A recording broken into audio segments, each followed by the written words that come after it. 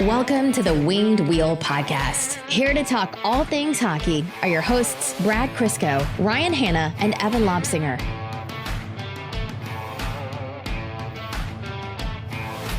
So we had our post-draft episode, and that one was two things for us, what we assumed. We thought it would be our happiest episode in a while for a while. And we also thought it would be our most content-heavy episode in a while for a while. Man, that was Wednesday night. It is currently Monday evening. And I am blown away that we were wrong, but boy, were we wrong. I can't remember the last Free Agent Frenzy episode that we've done that's had so much to talk about pertaining to the Red Wings.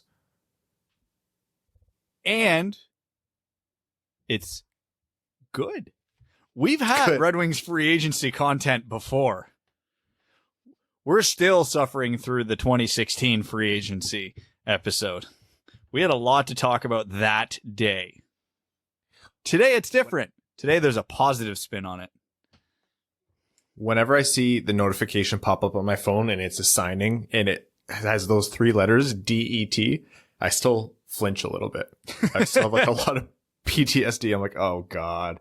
I'm so used to seeing the number 6, the number 8. And I'm just like, ugh. But from Friday at noon, when unrestricted free agency opened till now, not only has there been good news, there's been plenty of good news. Evan, I think you shaved your content beard, which is, of course, what you're growing your beard for, too early. I did. My face was looking huge, so it had to go. You look like a baby. There was a tumbleweed of facial hair that I got. It was disgusting, so I'm glad to be rid of it. When I had my Franz Nielsen please score a goal beard, I thought it wasn't bad at the time, but from time to time I scroll past those pictures and it was rough. I can't believe you guys let me do that. Yeah, I didn't even recognize myself when I walked into my own house and turned and looked at the mirror. I mean, you guys are letting me do this, so really, we're never going to stop each other from doing anything stupid when it comes to facial hair. No, Brad, yours is...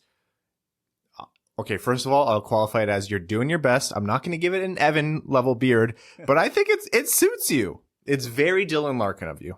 Oh, yeah, it's good. It's got 19 days to live. What happens in 19 days? Oh, you're doing it just through October. Yeah. Oh. You know what I do for Movember? I donate, and then I just maintain my beard as I usually do. Yeah, that's less fun. I want to look like an even bigger asshole for an entire month, more so than I already do. And I think I can pull it off. If anyone can pull that off, Brad, it's you. Absolutely. I have little confidence in myself in anything, but I have a ton of confidence in myself to look like an asshole. It's one of my strengths.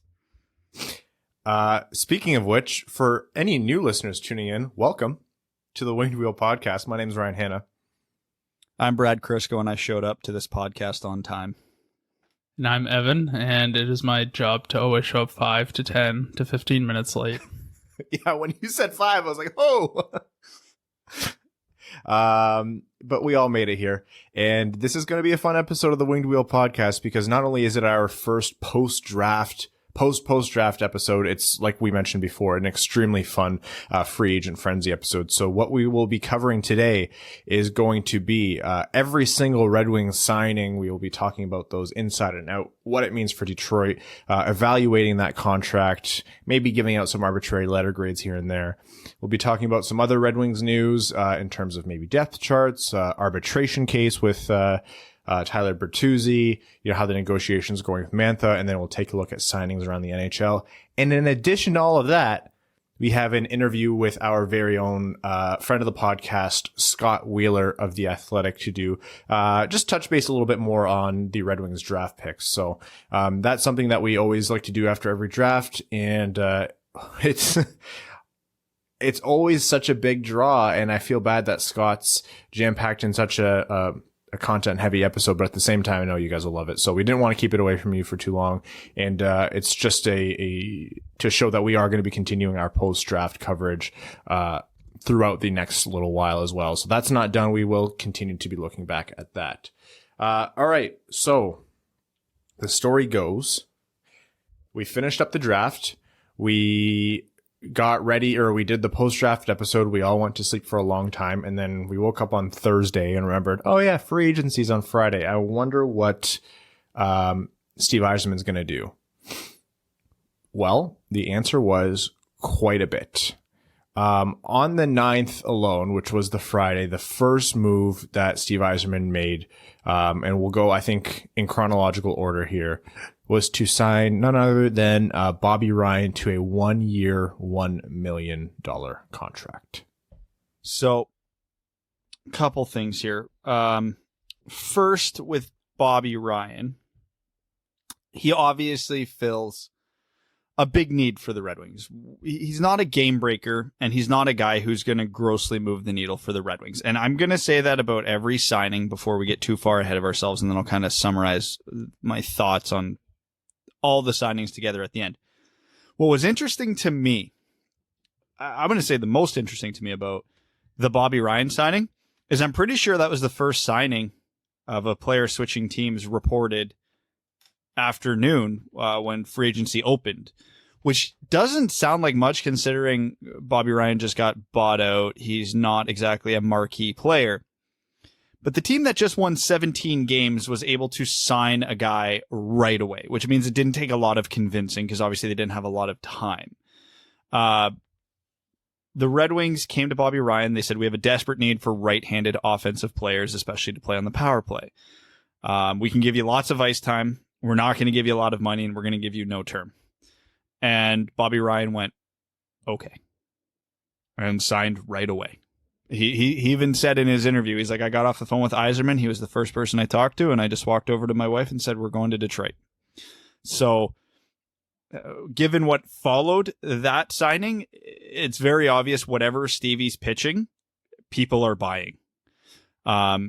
He got a lot of players that probably should have got more money, even in a pandemic world, probably should have got more term, and even in a pandemic world, to come to a team that just won 17 games.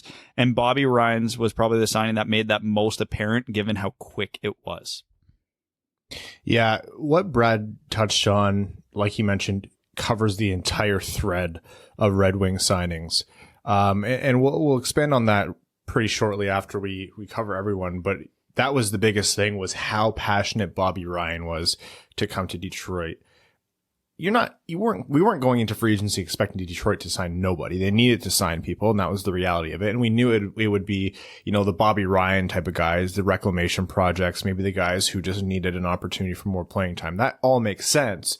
But yeah, to see the passion and excitement to do so, that was the first little tinge of, oh man, like something's brewing in Hockey Town. Like Yzerman's got something good going here, and it's really picking up steam now. So specific to Bobby Ryan, yeah, obviously, took time off last year in Ottawa to recover from addiction, came back, scored that hat trick in his first game back. Just a phenomenal story. An easy guy to cheer for. Genuinely good veteran depth.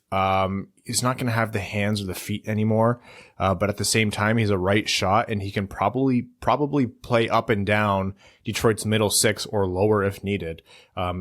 Will slot in on the power play, and he's the kind of depth where he's a year, $1 million, and will actually bring, support to a developing team. And we're going to say that a lot. A lot of what we're saying, is going to carry over to every free agent. But this was a good signing in my mind. A lot of people pegged Bobby Ryan as a guy that they want to come to Detroit. Very happy that it's 1 year. Very happy that it's $1 million. And also, if Bobby Ryan does well and has a good year, this might be a guy that Yzerman flips for an asset at the deadline. Yeah, I mean, what could you not like about this? It's cheap, it's short term, and it's a guy who actually wants to be there. I think that's the biggest thing to me. We didn't have to force or overpay or force someone to come here who didn't want to be here. He, in his own account, says he wants to be there. So I've always liked Bobby Ryan. I don't think he's, the 34 goal scorer that he used to be. But he'll get lots of opportunity to play, and I'm just happy to have someone who wants to be there. That was the biggest takeaway for me. And I mean, fans have to be realistic about what Bobby Ryan is as well, because as Evan referenced, he used to be a 34-goal scorer, but he's still not a useless hockey player. He's in his early 30s. He's 33 years old, born a few months before me, which is depressing. But he's so old. Don't listen to Brad. He's so old. A billion but years. His last 3 seasons, he was still roughly a half a point per game player. He had only 8 points in 24 games last year, but given the circumstances of what he was going through last year, it's understandable. So I'm not saying he's going to bounce back to be a 50, 60 point player this year, but I think it's reasonable to expect 30 to 45 points out of him this year, which is a massive upgrade from a majority of the wingers on the roster last year. And the fact that he shoots right is just a bonus. And I mean, I don't expect him to get a huge return at the deadline, but he'll probably get something at the deadline. Right-handed shots are at a premium in the NHL. So even if he puts up, I don't know, how many games are they going to play before the deadline? 50, 60? If he puts up 25 to 35 points in that window, he will get some attention. He might creep his way up to a 2nd-round pick, 3rd to 5th-round pick more likely, depending how the season goes. And I mean, this is going to be a very common theme for all of the Red Wings UFAs that we're going to talk about later. But yeah, it was a very, very good pickup for the Red Wings. Yeah, this is all sort of really working out for Bobby Ryan, and that's why I think, we might get a little bit more out of him than maybe last year or the last 2 years. He's coming out of I think he was in rehab. Was he in rehab, or he's, past that stage in his life now where he can, actually put a lot of effort into hockey. He's happy to be there. Everything's going well for Bobby Ryan right now. So I could imagine he, I don't want to say 40 points, but you just never know. He seems like he's in a good space now, and he's somewhere where he's positive to be there. So if we could get a 2nd-round pick at the trade deadline, that's a crazy good move. Oh, if they get a second, I'd be blown away. But yeah, like you guys mentioned, it's just it's a win-win all around. Exactly. Speaking of guys who want to come here, the next big signing that, they signed Riley Barber and they signed Kyle Criscolo, which are essentially minor league deals. Those are 2-way contracts. But then they signed, left side defenseman John Merrill, who, was coming over from Vegas, who is an excellent shutdown defender on the left side. Not only is he an extremely effective shutdown defenseman, 28 years old, they signed him 1 year for $925,000 against the cap. Not even $1 million for John Merrill. And this is another guy who has roots in Michigan. Really, really excited to come play for Detroit. Talked about that. And is definitely just Danny DeKaiser with shaggier hair. That's what he looks like. That tweet that I saw about his hair that I retweeted, that's some great hair. That was worth it right there. That's some premier flow. But again, that's just another, John Merrill is not kicking down the door. He's not going to bring this team to the playoffs. He's not going to be a top pairing defenseman. But what he adds is genuine stability, genuine depth, and not only just a warm body. This is a guy who can play defense very, very well. Yeah, if you like Patrick Nemeth, you're going to love John Merrill. They're the same player, but with better hair. You know how you said every time you see a free agency notification come up on your phone with DET, you wince a little bit? Every time the Red Wings acquire a player and I see from Michigan at this point, I wince a little. But yeah, when you actually dive into Merrill, I mean, offensively, he's a non-factor. He's basically incapable of providing offense in any significant way. But according to just about every metric I went and looked at, he is an above average defender. So when you hear the term defensive defenseman, that's usually a euphemism for can't score. In John Merrill's case, it actually fits. It works. He legitimately can defend. So again, another guy, 1 year deal. If it goes well, maybe they extend him. If it goes well, maybe they trade him. If it doesn't go well, hey, it's over in a year. Who cares?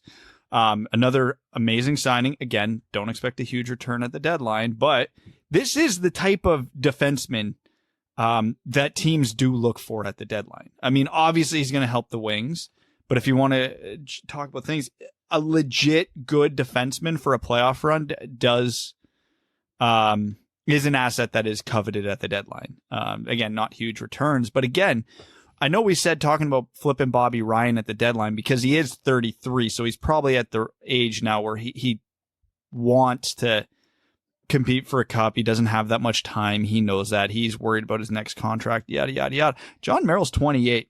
And the nice thing about defensive defensemen is they don't command a ton of money or term.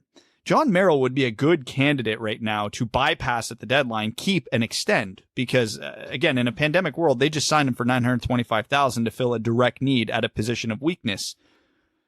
He'd be a good bet if it goes well. Maybe keep him around for 2 more years at $2 million per year or something like that. He's a Red Wings fan. He wants to be here. We saw all the pictures of him growing up.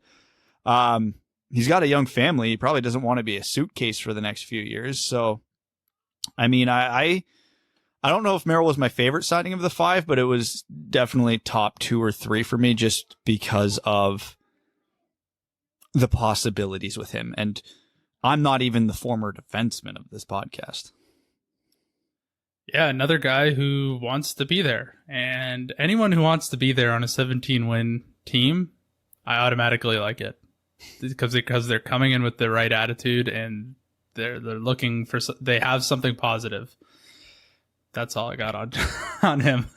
Yeah, it takes a certain kind of crazy to want to come here. But no, John Merrill was another guy who cited Yzerman and believing in what the Red Wings are doing and, you know, the excitement of being on a rebuilding team and having a role to play. This is a guy who's looking for bigger minutes too, and he'll be in a top 4 role.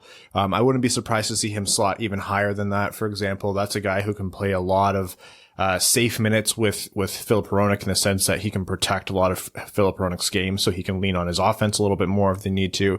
Yzerman didn't sign any of these guys, you know, attaching them to a specific line or pairing. He doesn't do that. He said as much in his press conference today, but still, you know, like you mentioned, Brad, I really do like defensemen who can play defense. And that's what John Merrill does really well. And you put it perfectly with the Nemeth comparison. It's Nemeth, but better. And it comes at virtually no cost. If he does great, awesome. He'll stick around. If not, who cares? He's done after the year. But I have a feeling that he'll have a useful spot on this team. And you think of the defensemen that they jettisoned with Eriksson and Green and Bowie, and they're getting a lot of net positive in terms of actually being able to play in your own zone. The goalies are still going to be shelled on this team, but it's not going to be catastrophic like it has been in years past. And that's what I think. That kind of stabilization is a big part of what Steve Yzerman has wanted to do. We've seen that with his draft picks, and you see it with this kind of signing. And another signing we'll talk about in a second. But the first one we're going to talk about, well, there's 2 goalies signed. Again, one is Kevin Boyle. That's more of a minor league deal. It's a 2-way contract. But the next one is one that we predicted. We got this one right months ago. I think maybe even a year ago at this point. But the goaltender coming in to play 1A, 1B with Jonathan Bernier, to try to weather the storm of a rebuilding team is none other than former New York Islanders goalie and German friend for Moritz Seider, Thomas Greiss, who's coming in on a 2-year, $3.6 million per year contract. So I love the way Stevie played this, because I'm not going to say for sure that Thomas Greiss was his number 1 target, because we don't know. There were rumors floating around Friday that the Red Wings were also taking a look at Cam Talbot. But goaltender, at least until the Pietrangelo contract was signed, goaltender seemed to be the one position that was getting overpaid a little bit, especially looking at the term Jakob Markstrom got, looking at what the 3 years Cam Talbot got, the 3 years that Anton Hudobin got. It's not that those are horrible contracts, but I mean, you're giving a 3-year deal to goalies north of 30 who are or are not better than Thomas Greiss, depending. So Yzerman kind of let the market shake out, saw what was left, realized there weren't that many teams that were hot to trot on goalies, and he said, okay, Greiss is the best of what's left. I can probably get him on a 2-year deal. We're covered for the expansion draft, and we have our 1A, 1B. And he did it, and it was perfect. And you can make an argument he was the best of the bunch outside of Markstrom anyway. But yeah, he's here now. He's 34, I believe. But he's put together a string of like 3 or 4 great seasons. Yeah, I mean, what's not to like about that? Here's my thing with the Greiss contract. I'm not even going to come here and say it's a perfect deal. I think of all the deals that Yzerman signed, it's probably the least strong in terms of value. I'd probably put that closer to market value than any kind of bargain. And if that's the worst of your signings, oh man, are you doing well? And especially with goalies, like you see what Matt Murray signed for, you see what Markstrom signed for, you see what all these guys signed for. You're probably not going to get a guy like Greiss who's coming off, like Brad mentioned, some strong seasons for very cheap, but that's okay. Yzerman has some key goals in mind, and it's not to magically overnight turn this team into a Stanley Cup contender. Anyone with a brain, and Yzerman himself has said, that's just not how it works with free agency. But you still have to do things to protect your team. And like I just said with solidifying the defense, you also have to solidify the goaltending. There's nothing more gutting for a young, developing team than playing a great game and having the floor fall out from beneath you because your goaltender just shit the bed. To have Bernier and to have Greiss, what Yzerman has allowed the team to do is ride the hot hand, always have someone who's just stopping the pucks they need to stop at net, and have a sufficient level of backstopping for the team as they go out there and try to improve every night. Greiss isn't going to put up the numbers he did with the Islanders. That was a very strong defensive system with a lot more. They're a lot further in their process. Let's just put it that way. That's a strong playoff team with a great defensive-minded coach in Barry Trotz, but that's okay. No one's expecting these players to come onto the Red Wings and have their career best. Greiss offers stability. Greiss is a veteran, so he can handle getting shelled night in and night out like a young goalie might not. And if the cost of that is a 2-year deal, short term at market value, I'm very happy with it. I'm happy he's not paying a goalie $5 million. I'm happy it's not a longer term deal. This is one that just makes sense to me. Yeah, and actually just looking at Greiss's stats, so he's never played more than 51 games in a season, which is worth noting, but he came into the league in 2007-8, and if you take his rookie year out of the equation, he's only had 2 seasons total with a save percentage under .912. So he's not a flash in the pan like, oh yeah, you get him under Barry Trotz and I could put up a .915 save percentage. I mean, he hasn't exactly played for crappy teams in his career, but that's a remarkable level of consistency. Yeah, I'm just glad the Red Wings didn't get involved in the goaltender silliness with some of the contracts that were being handed out. So when I saw this one come through, I was happy. Short term, not much money. He's a very good asset, and if a team wants to go 1A, 1B in the playoffs and they've got an injury or they don't like how one of their goalies are playing, there's another asset that could be had. Yeah, that Matt Murray deal with Ottawa, 4 years at $6.25 a year. I can't make left or right of Ottawa. Nope. They paid the highest AAV to a goalie this week, and it was for an RFA. And it was for probably not even one of the 3 to 5 best goalies who are available. They didn't give the term that Jakob Markstrom did, but it's a head scratcher. But we'll get to the rest of the NHL signings because there were worse contracts signed. One of them 15 minutes ago. Yeah. And then the second to last signing of Yzerman's, at least at the time of recording, was. This has to be my favorite one. This one is a gift from friend Jim Benning in Vancouver. Apparently they couldn't afford to qualify Troy Stecher, who then signed with the Red Wings on a 2-year, $1.7 million per year contract. 26-year-old right side defenseman.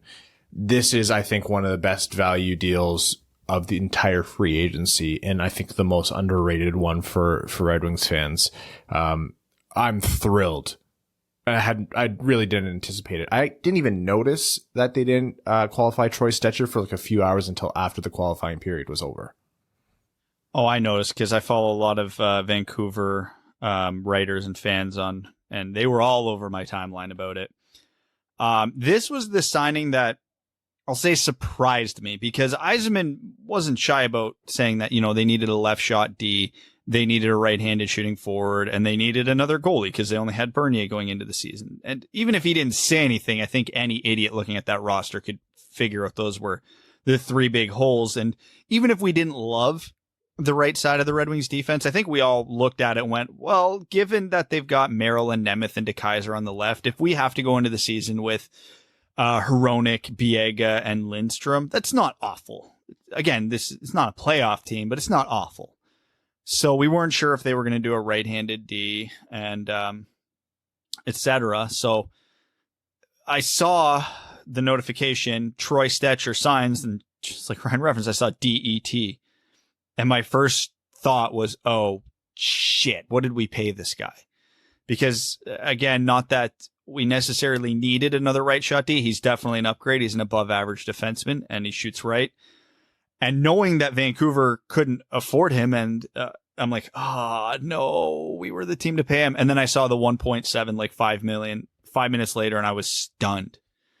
And it's even funnier when you look at it now, all the rumors about Vancouver, they're in on Sammy Vatanen and a bunch of other right shot defensemen. It's like, am I missing something here? But yeah, Troy Stecher is a legitimately good defenseman. Again, not like a top 2 defenseman, not a huge needle mover.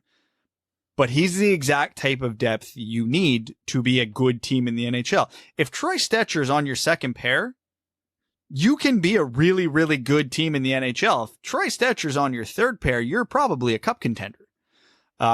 He's not, again, like John Merrill, he's not the biggest offensive producer, although he is better at that than Merrill is. But again, he provides stability. He provides a good skating defenseman, a good transition player. Again, above average defensive metrics, despite being only, I think, 5'10", 5'11", not the biggest guy in the world. This signing caught me off guard because I was kind of expecting the right-handed forward, the left shot D, and the backup goalie. That was expected. And then this was just remarkable. And he's a guy, again, much like Merrill, that, yeah, maybe next year you flip him at the deadline for a pretty good return, but he's only 26. This is a guy that we might be talking about that we're hoping the Red Wings extend him at the end of next season because he'll only be 28. And again, not the type of player who's going to command top dollar or long term because he's just not a huge offensive producer. So when you look at the defensemen, Merrill and Stecher, it's not only are they good signings because they're good players and they're good value, there's a lot of options with both of them, which is fantastic. Yeah, I wouldn't even be surprised if this was a kind of a surprise, or I wouldn't be surprised if this came a little unexpectedly for Yzerman, as in, like, you know, obviously you're going to target this guy, but you assume he's going to go for more. Again, I don't see how a team as cash strapped and as, you know, anchored down by awful contracts as Vancouver is not finding their value with cheap contracts like Stecher. That to me is a whole other story of asset mismanagement by Jim Benning and his team in Vancouver. But, I digress. One thing about Stecher outside of what you mentioned, Brad, that I think is really notable is that he's described a lot of the same way as Alex Biega was described, coming over. The guy apparently works like a bulldog. Like, he works absolutely crazy. There's stories of him puking at every single camp. That's how hard he pushes himself. And can you think of a guy that Steve Yzerman's happier to sign? Between Stecher and Merrill, you're not going to get 30 goals. You're not going to get a ton of time or a ton of points or anything. But what you are going to get is just solid, hard-working defense. And to get those two guys for under $2.7 million on the cap is just astounding. What a stark departure from Jonathan Ericsson's contract. And just for reference, Stecher is a lot better than Biega. Yeah, if the Red Wings are going to be bad, they may as well be somewhat more difficult to play against. I would prefer the 3-0 losses to the 6-0 losses. That is the tagline to this free agency. There's still going to be losses, but they're not going to be by 5 goals anymore, or at least not often. The last signing at the time of recording came yesterday morning, and it was Yzerman's old buddy from Tampa Bay and Kozlov's nephew in Vlad Namestnikov on a 2-year, $2 million per year contract. which I thought was really, really good, and it really complemented what Bobby Ryan's bringing to the team, which is depth in the middle six up and down the lineup. Vlad has played center in the past. He's played both wings.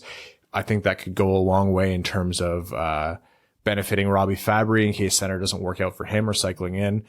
Again, Namestnikov's not, a first line forward, but on a 2-year, $2 million per year contract, that's great value and good, solid, productive depth for Detroit.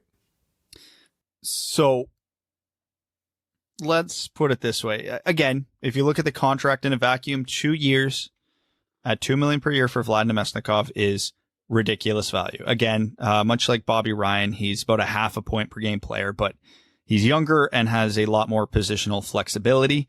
He's already said he wants to go back to center. So let's not make no mistake here. After all the other signings, the Red Wings' biggest glaring hole in their roster was second line center, and Vlad Namestnikov is now the best option to go there. He will still be considered a below average second line center by NHL standards. So it's not like we just signed the guy we all hope Joe Veleno will become. No, he's not. But he is affordable, flexible, and a big upgrade on what we had last year. So all of a sudden, if our second line looks like some combination of Namestnikov, Zadina, and Fabry, that's a line that can produce offense, not at any sort of staggering clip, but now you put the MLB line together for the top line. You put Namestnikov between two good offensive players. I would assume it's going to be two of the three of Fabry, Zadina, and Ryan. Great. That's a good line. And then you have a guy like Ryan with, who the hell ever you want on the third line, and that's an upgrade there as well. So it was a shrewd signing. And again, because it was so cheap and short term, there are going to be options here. Namestnikov's been traded at the deadline already in previous years for decent returns. So if we're looking at that next year, again, great. It's more assets, because the nice thing about getting some of these guys on 1-year terms and some of them on 2-year terms, even if the plan is to flip all of them, is you're spacing it out now, because you'd rather walk into 2 drafts with 10 picks each than walk into 1 draft with 15 and the next one with 7.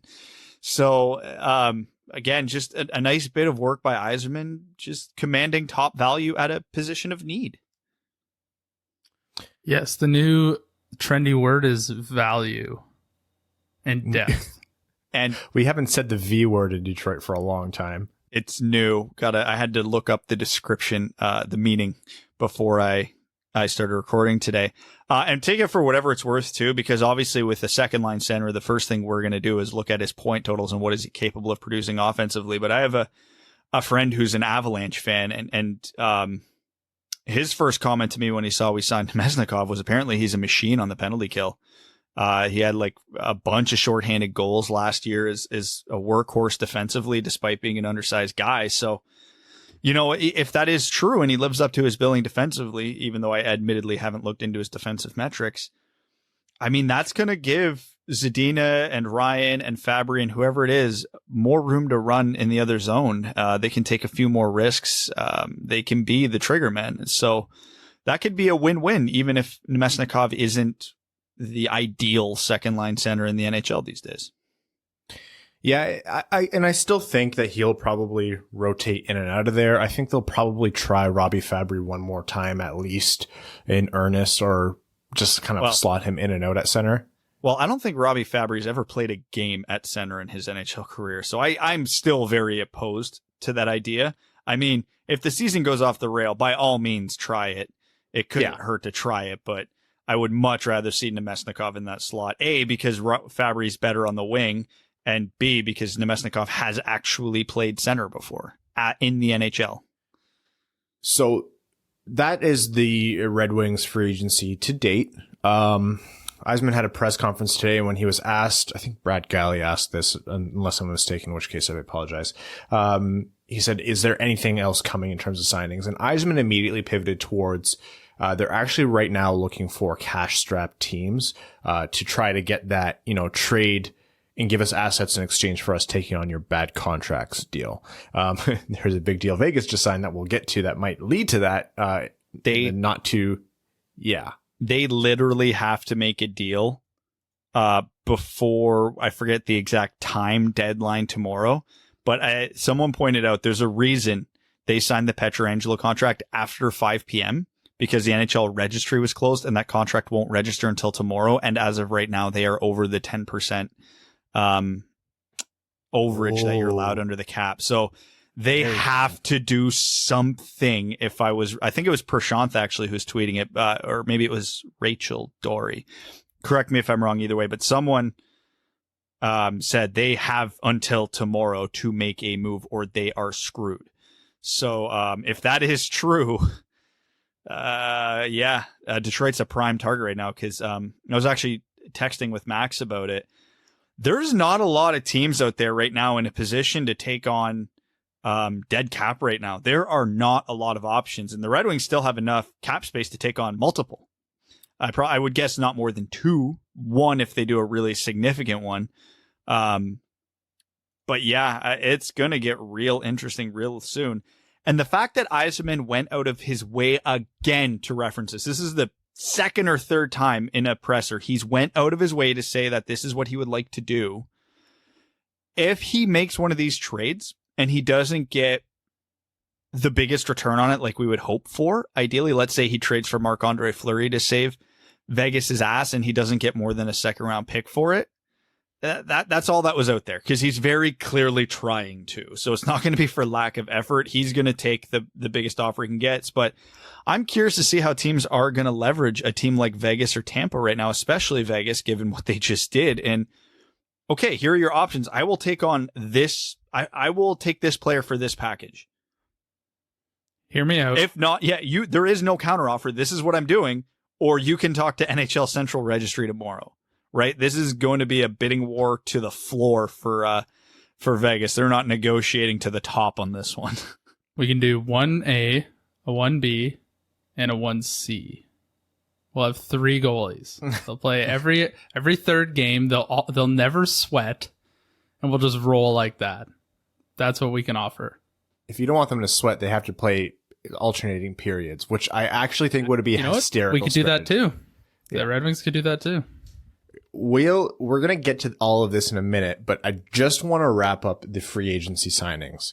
We're going to give our, normal arbitrary letter grades that mean nothing other than how happy we're feeling. And I think we're going to know the theme for this. And then just talk some broad strokes things, points about free agency before moving on to the rest of the league and then trades and everything like that. How do you rate up to the Namestnikov deal, the free agent frenzy of the Red Wings and Steve Yzerman? Like, in terms of overall impact of players they got, I mean, it's like a lukewarm B-, B. But when you take it into the context of where the Red Wings are in their rebuild, what they needed, the amount of flexibility that Yzerman has now presented with this team, like, this is an A+. It's not hyperbole. He did exactly what the Red Wings should have done, and he did it better and cheaper and with shorter term than I thought he could have, even in a pandemic world. Yeah, like when you put context to it and where the Red Wings are, it's been great. If they were competing and trying to win, it might not be so good. But I'm glad the Red Wings didn't get caught up in the Pietrangelo type contracts, the Markstrom type contracts. They got great value. They added a ton of depth, and everyone needs to be honest. The Red Wings aren't going to be good for quite a bit of time. So these are the type of deals you should be looking for. Yeah, what Yzerman did here was clear out the rot and replace it with just good, solid foundation. None of this stuff is shiny. None of this stuff is going to drag this team to the playoffs. I don't think they're going to be a wild card team. I know it's pretty ambitious and it's fun to think about that, but they still have a long way to go. But he cleared out a lot of the excessively dead weight. For him to retool through free agency in such a cheap way, come out net positive in terms of cap space generated, as well as talent added to the team, I think he's completely deserving of that A+ grade that Brad gave. I would tend to agree. If you're a nerd like Brad, go check out Brad's depth chart. It's on his Twitter at Brad Crisco. We also retweeted it from the podcast account at Winged Wheel Pod. He keeps an Excel sheet like a fucking dweeb. It is super convenient when you need to reference something on the quick. I will tell you that. It is really remarkable, and it's apparent just looking at this, what Steve Yzerman was able to do. None of the core was moved. He didn't add any superstars. It's not like they had a Lucas Raymond level impact to the organization. But to again, like I said, clear out that rot. I'm using a lot of that terminology. I keep getting teeth fixed lately. I was just at the dentist on Friday, so that's kind of how I'm thinking. But still, like, you just added a solid surrounding to your developing core, and I think, like Evan said, you're not going to lose as badly anymore. Probably not as much. You're going to lose. They're going to be a bottom tier team, but it's not going to be as devastating, and it's not going to, I think, be so bad where it hinders the culture they're trying to build in Detroit. We won't go numb in November this year. No. Yeah. And some people will argue, and admittedly, it was a thought that came into my head. Well, yeah, they might just be good enough to not be one of the 2 or 3 worst teams in the league this year. And is that where they want to be right now? Because quite honestly, they still need a lot of talent in the prospect pool. Lucas Raymond and Wallander, and adding those guys is great, but they still probably need 1 or 2 more elite pieces. But hey, if there's ever a season to kind of improve, it's this upcoming draft where there's no clear-cut number 1, but a very deep top 10. So if the Red Wings do, like, let's say, shock the world, then jump up 5 to 10 spots in the standings, this is probably the year that they want to make a jump. And the long-term view of that is when the Red Wings start getting good, that's when you start bringing the prospects up. And most of these prospects will make a positive impact on the team. So if you're getting good and then you bring in good prospects, you get better. And then when you get better, guess what? Other players start noticing. And now you don't have to talk to guys like Bobby Ryan to convince them to come to Detroit. You're talking to upgrades on that to come to Detroit, and they're willing to not be overpaid to come because they believe they might end up getting a cup out of it. So it's that snowball effect of going from a basement feeder to a good to great team in the NHL. But I think the biggest and most important takeaway from everything Yzerman did this weekend is the flexibility. So if you look beyond the 21-22 season, which is 2 seasons from now, so they'd still have to play 2 more seasons. So if you're looking 3 seasons away, do you want to know the list of Red Wings signed for that season right now? Dylan Larkin. That's the end of the list. And then you look at after this up, they have 10 unrestricted free agents off the current projected roster coming up this offseason. 10. You have, let me just pull up cap friendly here. So for unrestricted free agents after the season, you have Darren Helm, Valtteri Filppula, Bobby Ryan, Sam Gagner, Luke Glendening, Patrick Nemeth, John Merrill, Mark Stahl, Alex Biega, and Jonathan Bernier. Obviously, they are not going to sell all 10 of those guys at the deadline. They'll probably sell off 5 to 6 of them.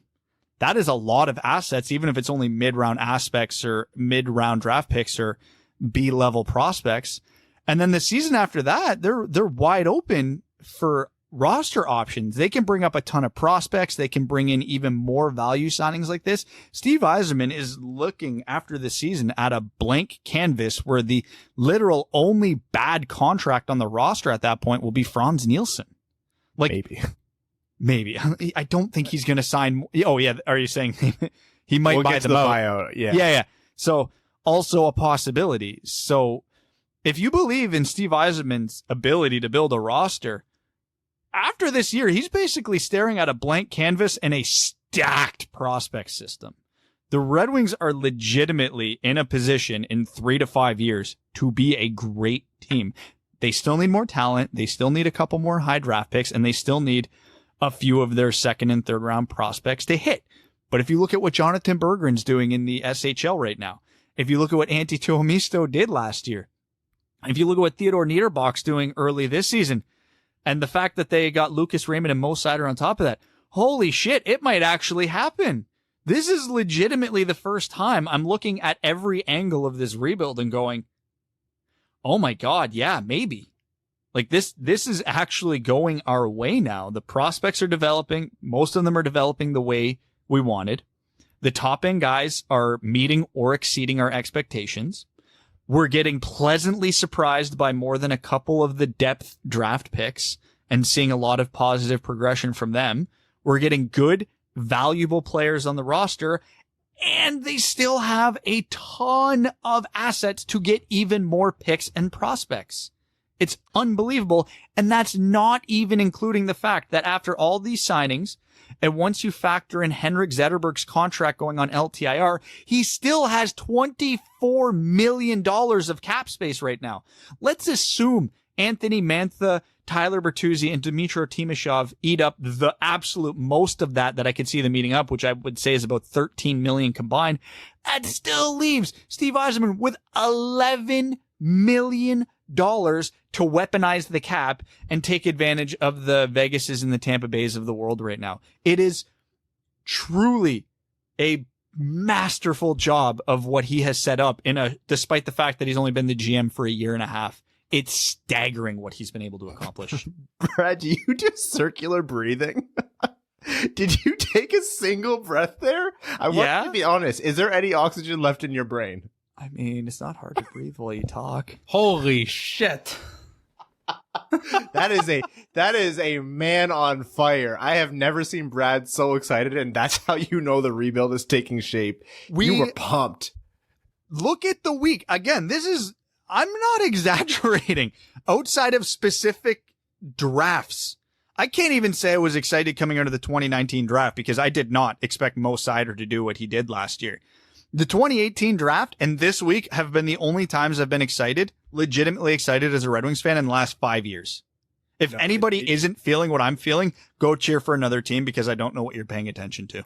100%. It's just for the new listeners, Evan and I will never miss an opportunity to dig into Brad. But no, everything you said was right. And if I can just add one thing to that, and you kind of already touched on this, all of these players, and this is a very preliminary stage in the taking shape of whatever the next form of the team is. But all of these early players citing Steve Yzerman directly and his passion for the team and his vision for the team as why they chose Detroit bodes so well for when Detroit's competing. You think back to the Stamkos sweepstakes and how gutting it was that Detroit didn't even get an interview with him. They didn't even get in the room with him. That won't happen with Steve Yzerman at the helm, and that's what's been signaled this free agency. For Detroit to become a desired spot again is just so huge, and it's so good for the team's morale. It's so good for the fan base to believe that, the guys want to come to your team again, when our last version of any people caring about the Red Wings at all was not wanting to play for Mike Babcock because he was such a monumental dickhead. And then you couple that with the fact that Steve Yzerman is known for signing star players at ungodly bargains. Part of that might have been Julien Brisebois, who's obviously still in Tampa Bay as their GM, but Yzerman has that reputation, and we're already seeing signs of that here. So that is why we are so excited. Other news in terms of signings, Mantha and Bertuzzi remain unsigned. The deadline to file for salary arbitration passed, and Tyler Bertuzzi did elect to join the salary arbitration process.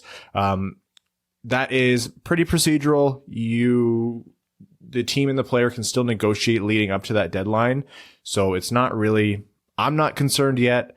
It also protects Bertuzzi from being signed to an offer sheet. So there's a silver lining.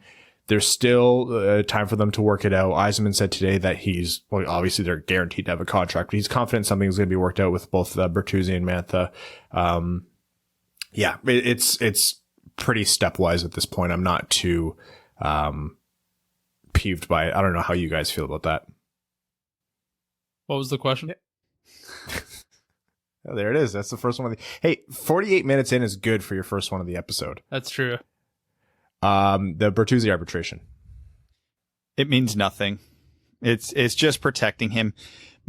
I found it more interesting Mantha didn't than I found the fact that Bertuzzi did, because Mantha is still eligible for an offer sheet now. So because they're restricted free agents, the only leverage these players have really is they can go to arbitration, and then hopefully the team gets scared that they might be awarded more than the team wants to pay. They can hold out services for the season, which I don't think Mantha or Bertuzzi would do, but either way we see. Or they could play up the offer sheet. So outside of it holding out for the season, now Bertuzzi can play the well, I think the arbitrator is going to give me more card, and Mantha can play the, hey, teams can offer sheet me card.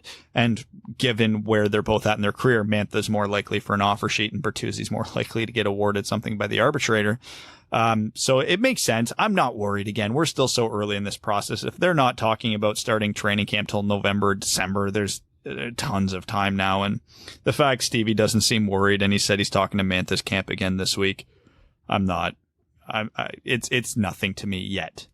If you're an opposing GM and you want to offer sheet Mantha, hey, I think personally the guy is well worth 4 first-round picks. So don't hesitate to sign him to that mega contract. And he'll be, darn, 4 first-round picks. Shit. Yeah, someone tweeted at me. They're like, what would be your what would you do if someone offer sheeted Mantha like 5 years at $10 million per year? And I'm like, I would happily take those picks. I love Anthony Mantha, but no, I could not pass on that faster. Best of luck, Anthony. We'll cheer for you for every goal, and we'll be thrilled with the extra first-round pick for the next 4 years. But no, not to say that Bertuzzi's definitely not going to arbitration. It might reach it, but not too tied up in it.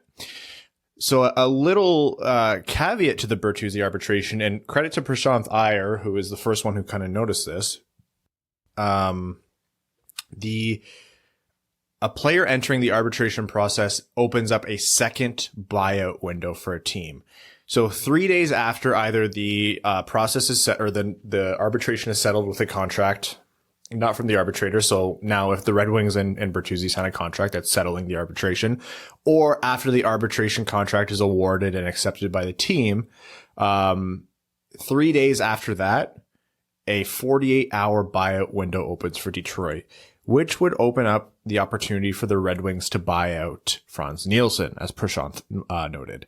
Frans Nielsen has 2 years left on his deal, and so that would be a 4-year cap hit to buy him out. And I believe it is, let me work out the exact numbers here.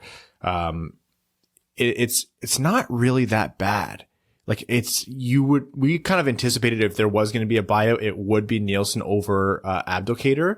But it's really not bad. The last 2 years are 2/3 I have it right here for you Cap Friendly is such a great resource lately. The first year is 3.416667. The next year is 4.416,667. And then the 2 years after are 2/3 cap hits. So it's really kind of an option.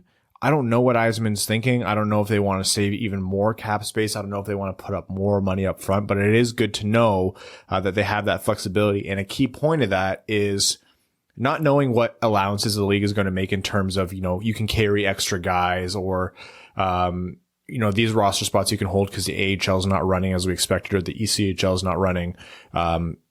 Without knowing that, something does kind of have to shake out, and buying Nielsen out would free up a roster spot. So I'm generally not the biggest proponent of buyouts, at least with this much term. To me, Nielsen made more sense as a buyout candidate than Abdelkader at this point, but I mean, that's neither here nor there. I think you have to look at this basically one way with where the Red Wings are at. I'll say 2 ways. One, do we have enough depth to make up for losing a player off the roster? Because last year with the Red Wings, that very much would have been a concern. As horrible as Frans Nielsen was, they really didn't have anybody to step into his spot. This year they do. And then the second way to look at it is, okay, well, if you already have players on the roster who are going to contribute more than him in the next 2 years, what's the cap hit in the dead years? Well, it's only 600 and something thousand. That's essentially nothing. So if he's going to be a fourth liner or a regular healthy scratch and you can save a little bit on the cap the next 2 years, I think you do it. Now, if the Red Wings look at Frans Nielsen, they go, okay, well, last year is an aberration. We think he's got some game in him still. Okay, you ride it out for this year and you see what happens, because again, the Red Wings have a ton of cap space right now. They are not in the position where they have to move Nielsen. So if they ride it out for this year and he's equally as terrible as last year or somehow worse, okay, you buy him out at the end of the year and then it's only 2 years of pain versus the 4 that you do right now. So I don't really think there's a wrong option here. Even if the option with Nielsen is, okay, by the end of the first month of the season, he's terrible, we're just going to send him to Grand Rapids and eat it for this year. fine. I really don't think that's a bad option either. So unless the Red Wings really go big game hunting for 2 more deadweight contracts, like if they take, let's say, Fleury out of Vegas and Killorn out of Tampa as 2 hypotheticals, that would put them really, really close to the cap with what Manthan Bertuzzi are likely going to get. Then, yeah, maybe buying out Nielsen to free up that extra $1 or $2 million this year does make a lot of sense. But unless they do that, I don't think it really matters that much, if I'm being honest.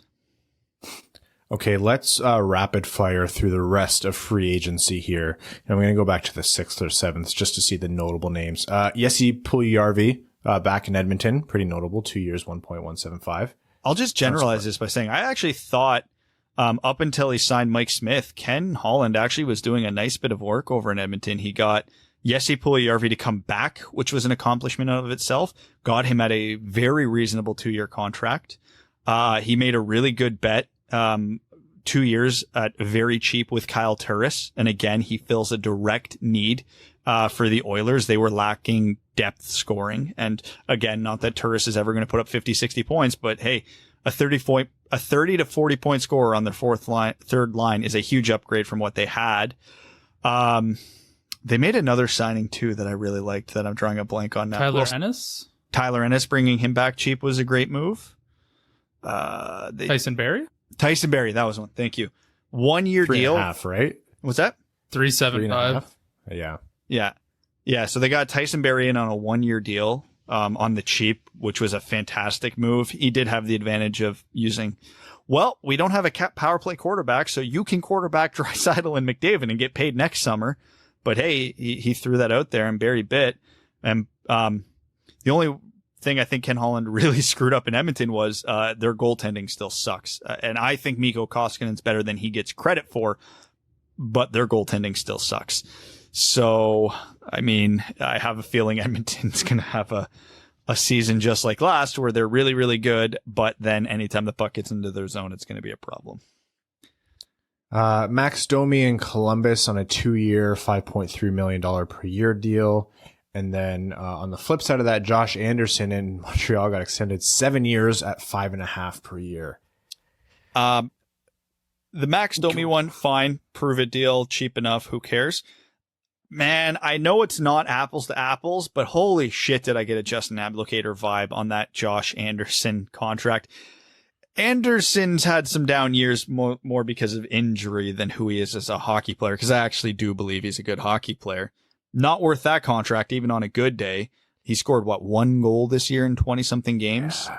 He's had 1 season north of 40 points, and you're giving him 7 years and that kind of money? Ooh, I'm glad Montreal, I'm glad a division rival is the one who pulled that off.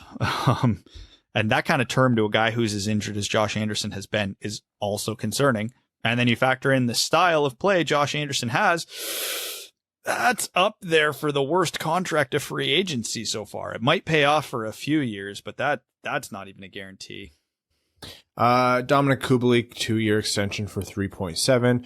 Big one, Henrik Lundqvist, 1 year, 1.5 in Washington. So that was, I think, a good get for Washington to replace Holtby.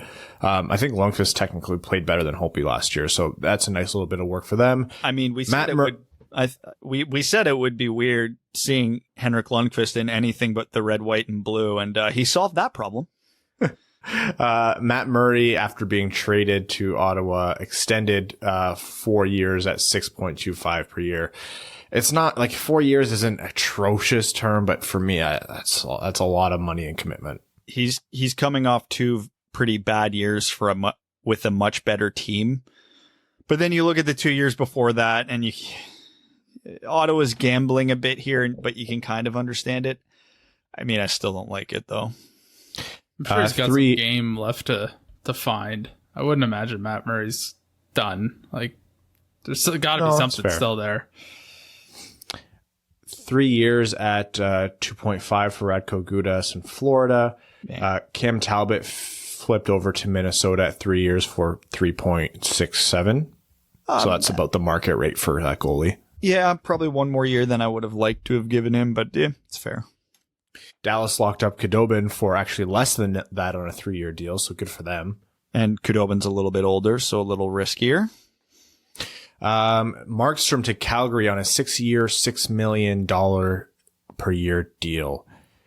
He's going to be 36 when this is over, so you better have a whole lot of confidence in the fact that he treats his body very well, because he was a late bloomer to begin with, and the dollar term for Jakob Markstrom is more than fair. I think $6 million per year for what he's provided the last 2 years is amazing. That's one of the huge benefits of the pandemic.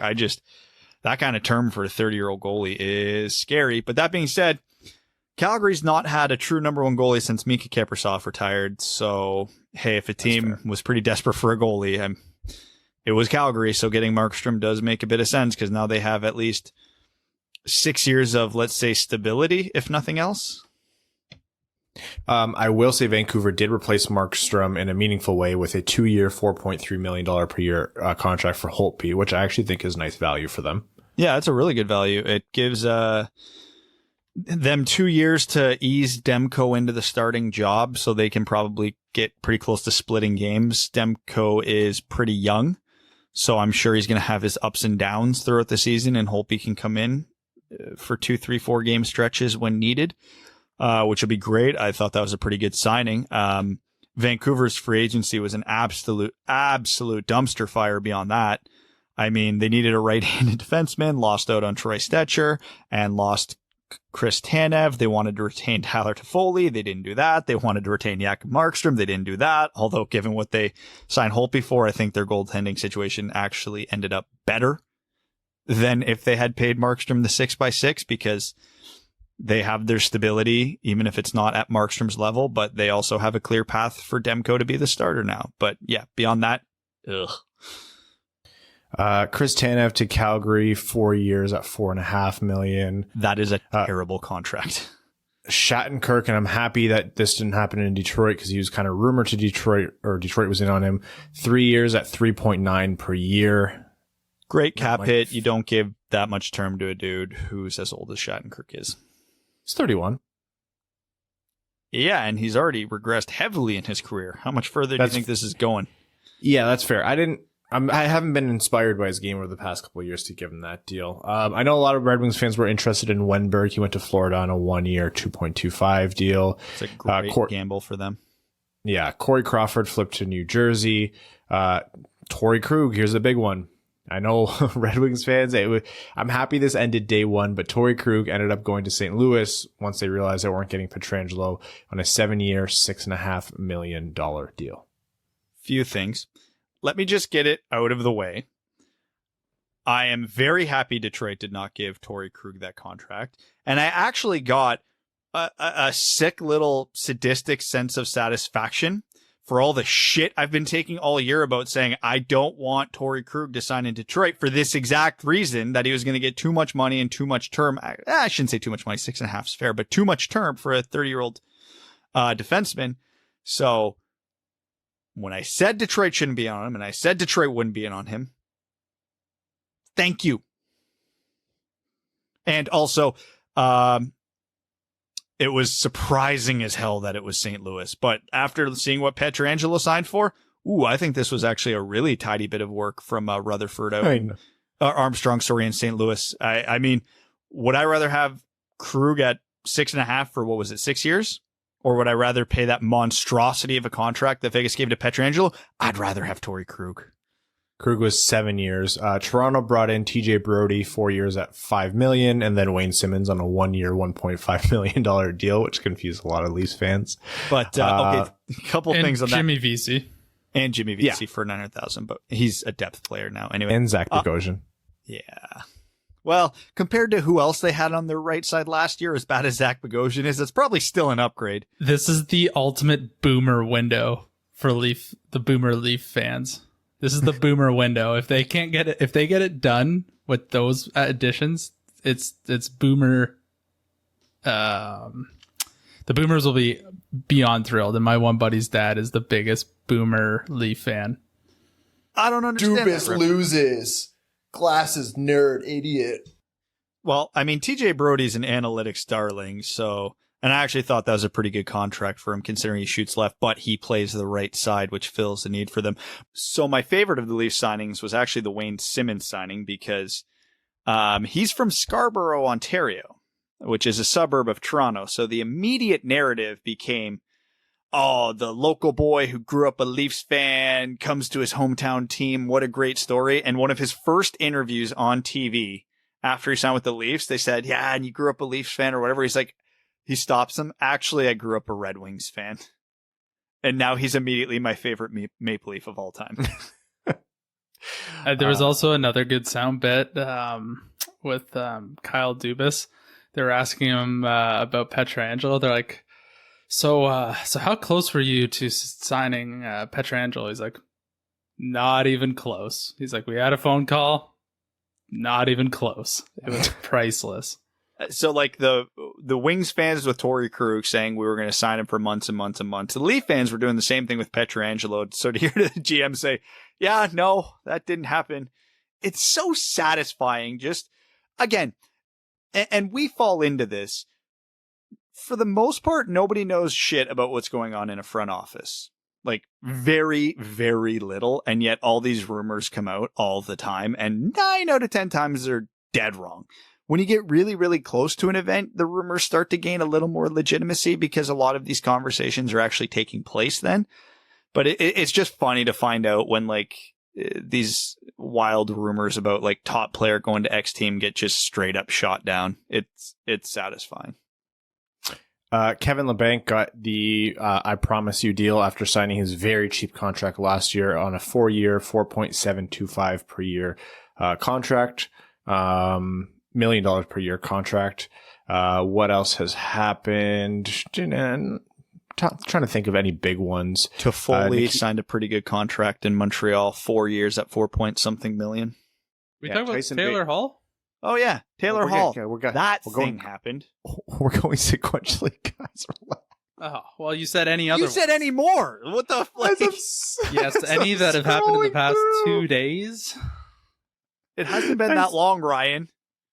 Mike Smith and Tyson Berry to Edmonton. Oh, now I see where you are in the list. Yeah. Okay, keep going. All right, we'll do Taylor Hall 1 year, $8 million to Buffalo. So Taylor Hall's clearly betting on himself that if the pandemic is lifted and there's a little more financial freedom, he'll get paid more next summer. I'm still a little confused why that 1 year bet on himself contract would come in Buffalo.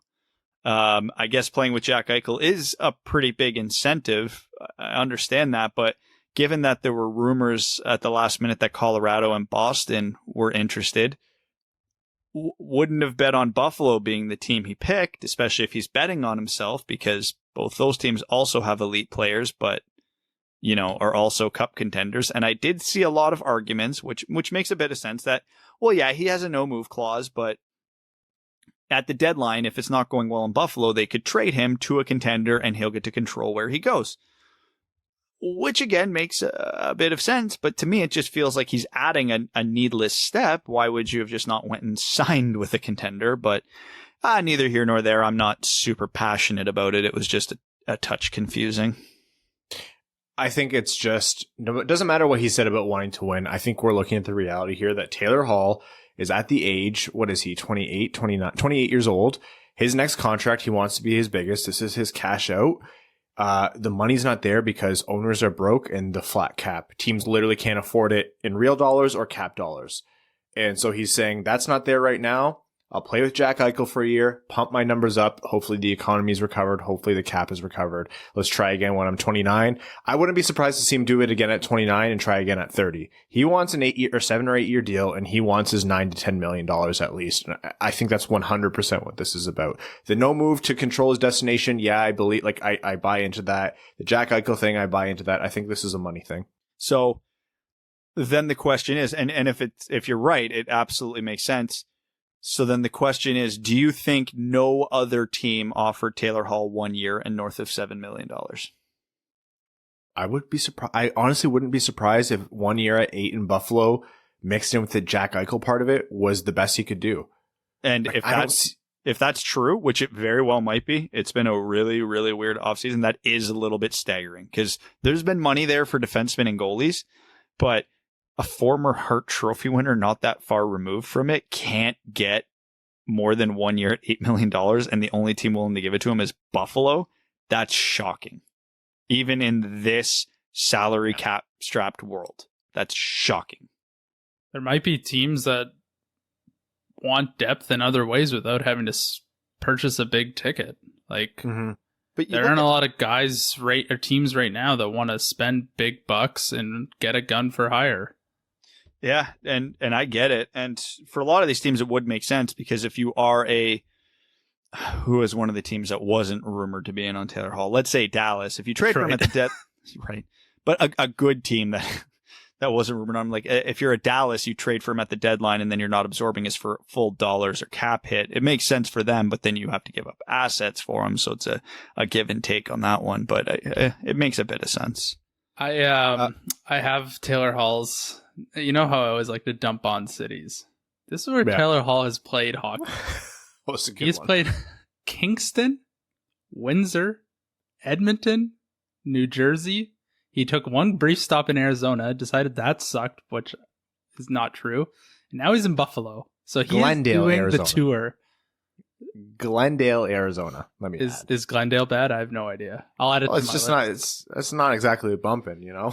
But he is checking off the list right now. So I don't know who's next. It's certainly not Colorado.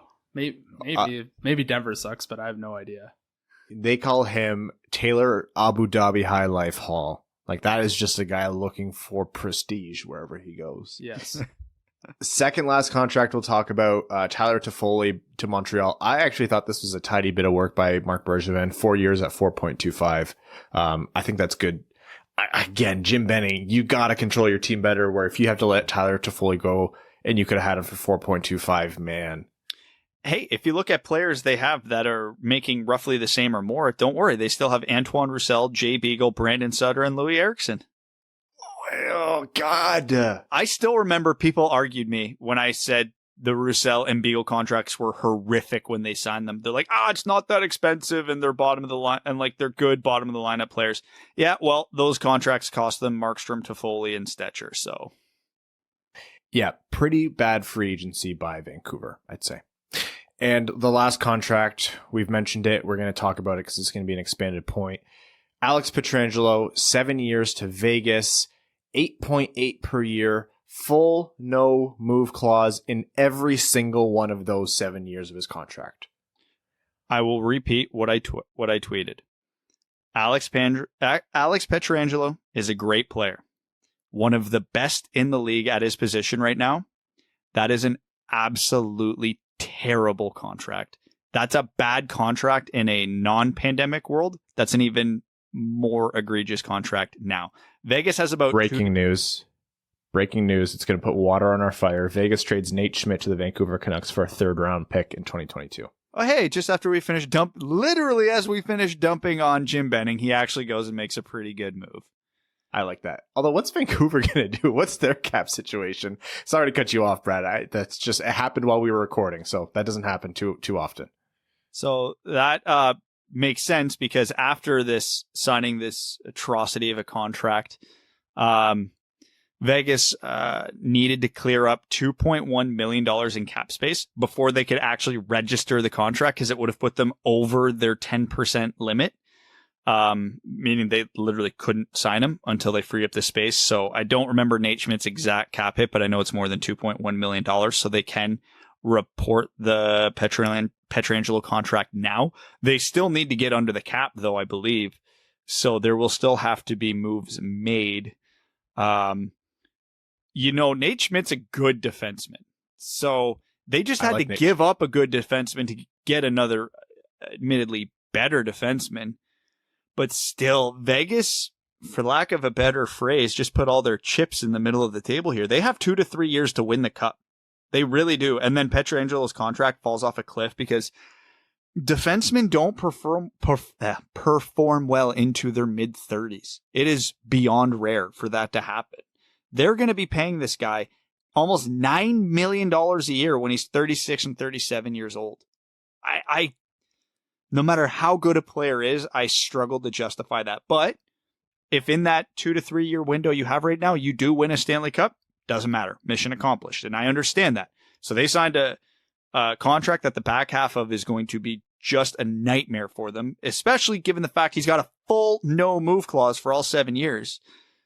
But if you win a cup, it doesn't matter. So I respect the gamble. I can't respect the contract, though. They're in full win now mode. Oh, they have to. They have to.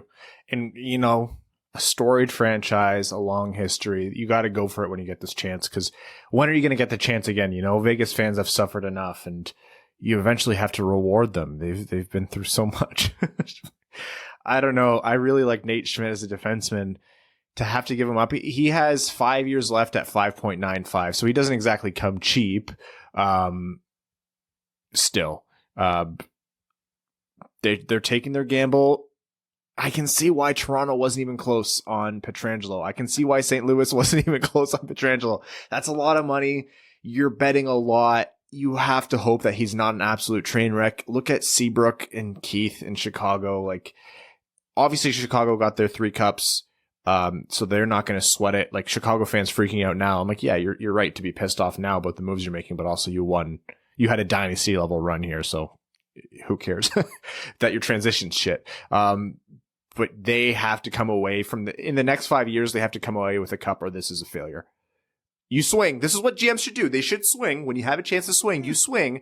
But an 8-year swing, the money, the no move clause, and the term were all given to Pietrangelo. He held his own and got literally everything he's asking for here, which good for him. Hey, and also no state tax in Nevada, so that's a big difference. Oh yeah, and I don't ever begrudge players for getting their money. I begrudge the GMs that give it to them for the good of their team, but the players, yeah, get your money. But like, Nate Schmidt was one of the Golden Knights' best defensemen.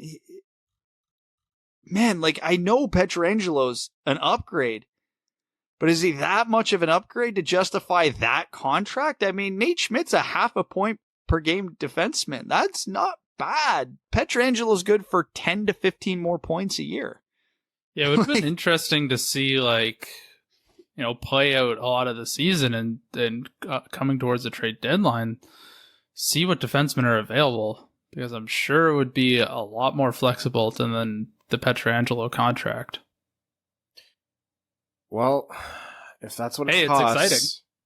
Gives us something can you to talk imagine about. Taylor Hall sitting there like, man, this guy gets his long-term deal and I couldn't buy one. Anyways, $61.5 million. Well, I appreciate that news coming out before we started theorizing a lot of what would Vegas do to trade a contract to Detroit trade. That's nice of them to save us that time. I mean, they still need to get under the cap. I don't know if that was enough. That wasn't even the biggest move the Knights made. They signed Thomas Yurko to a 1-year, $700,000 contract. Hell, lead with that, Evan. Way to bury. Well, the I lead. couldn't. You wouldn't let me get in there. It was too soon before. Anyhow, that's our free agency in general wrap up. Of course, as this thing trickles on, it seems like activity will have slowed, but we're still going to be talking about it quite a bit moving forward. That's our general overview. We'll continue to keep bringing it up. Rowan just messaged me the contract at the same time. I appreciate that people are looking out for us calling out bad contracts. And Alexis Lafreniere signed his entry level deal, so full max. And the Islanders traded Devon Toews to the Avalanche. Yeah, for 2 seconds. What a great deal for Colorado. Colorado, or what was the stat, or what was the quote here? Chicago's traded and been involved with 3 trades with Saad, and they managed to lose every single one. No. Congratulations to Colorado on getting either Kubalik or Kirby Dach in 2 years when they want Saad back.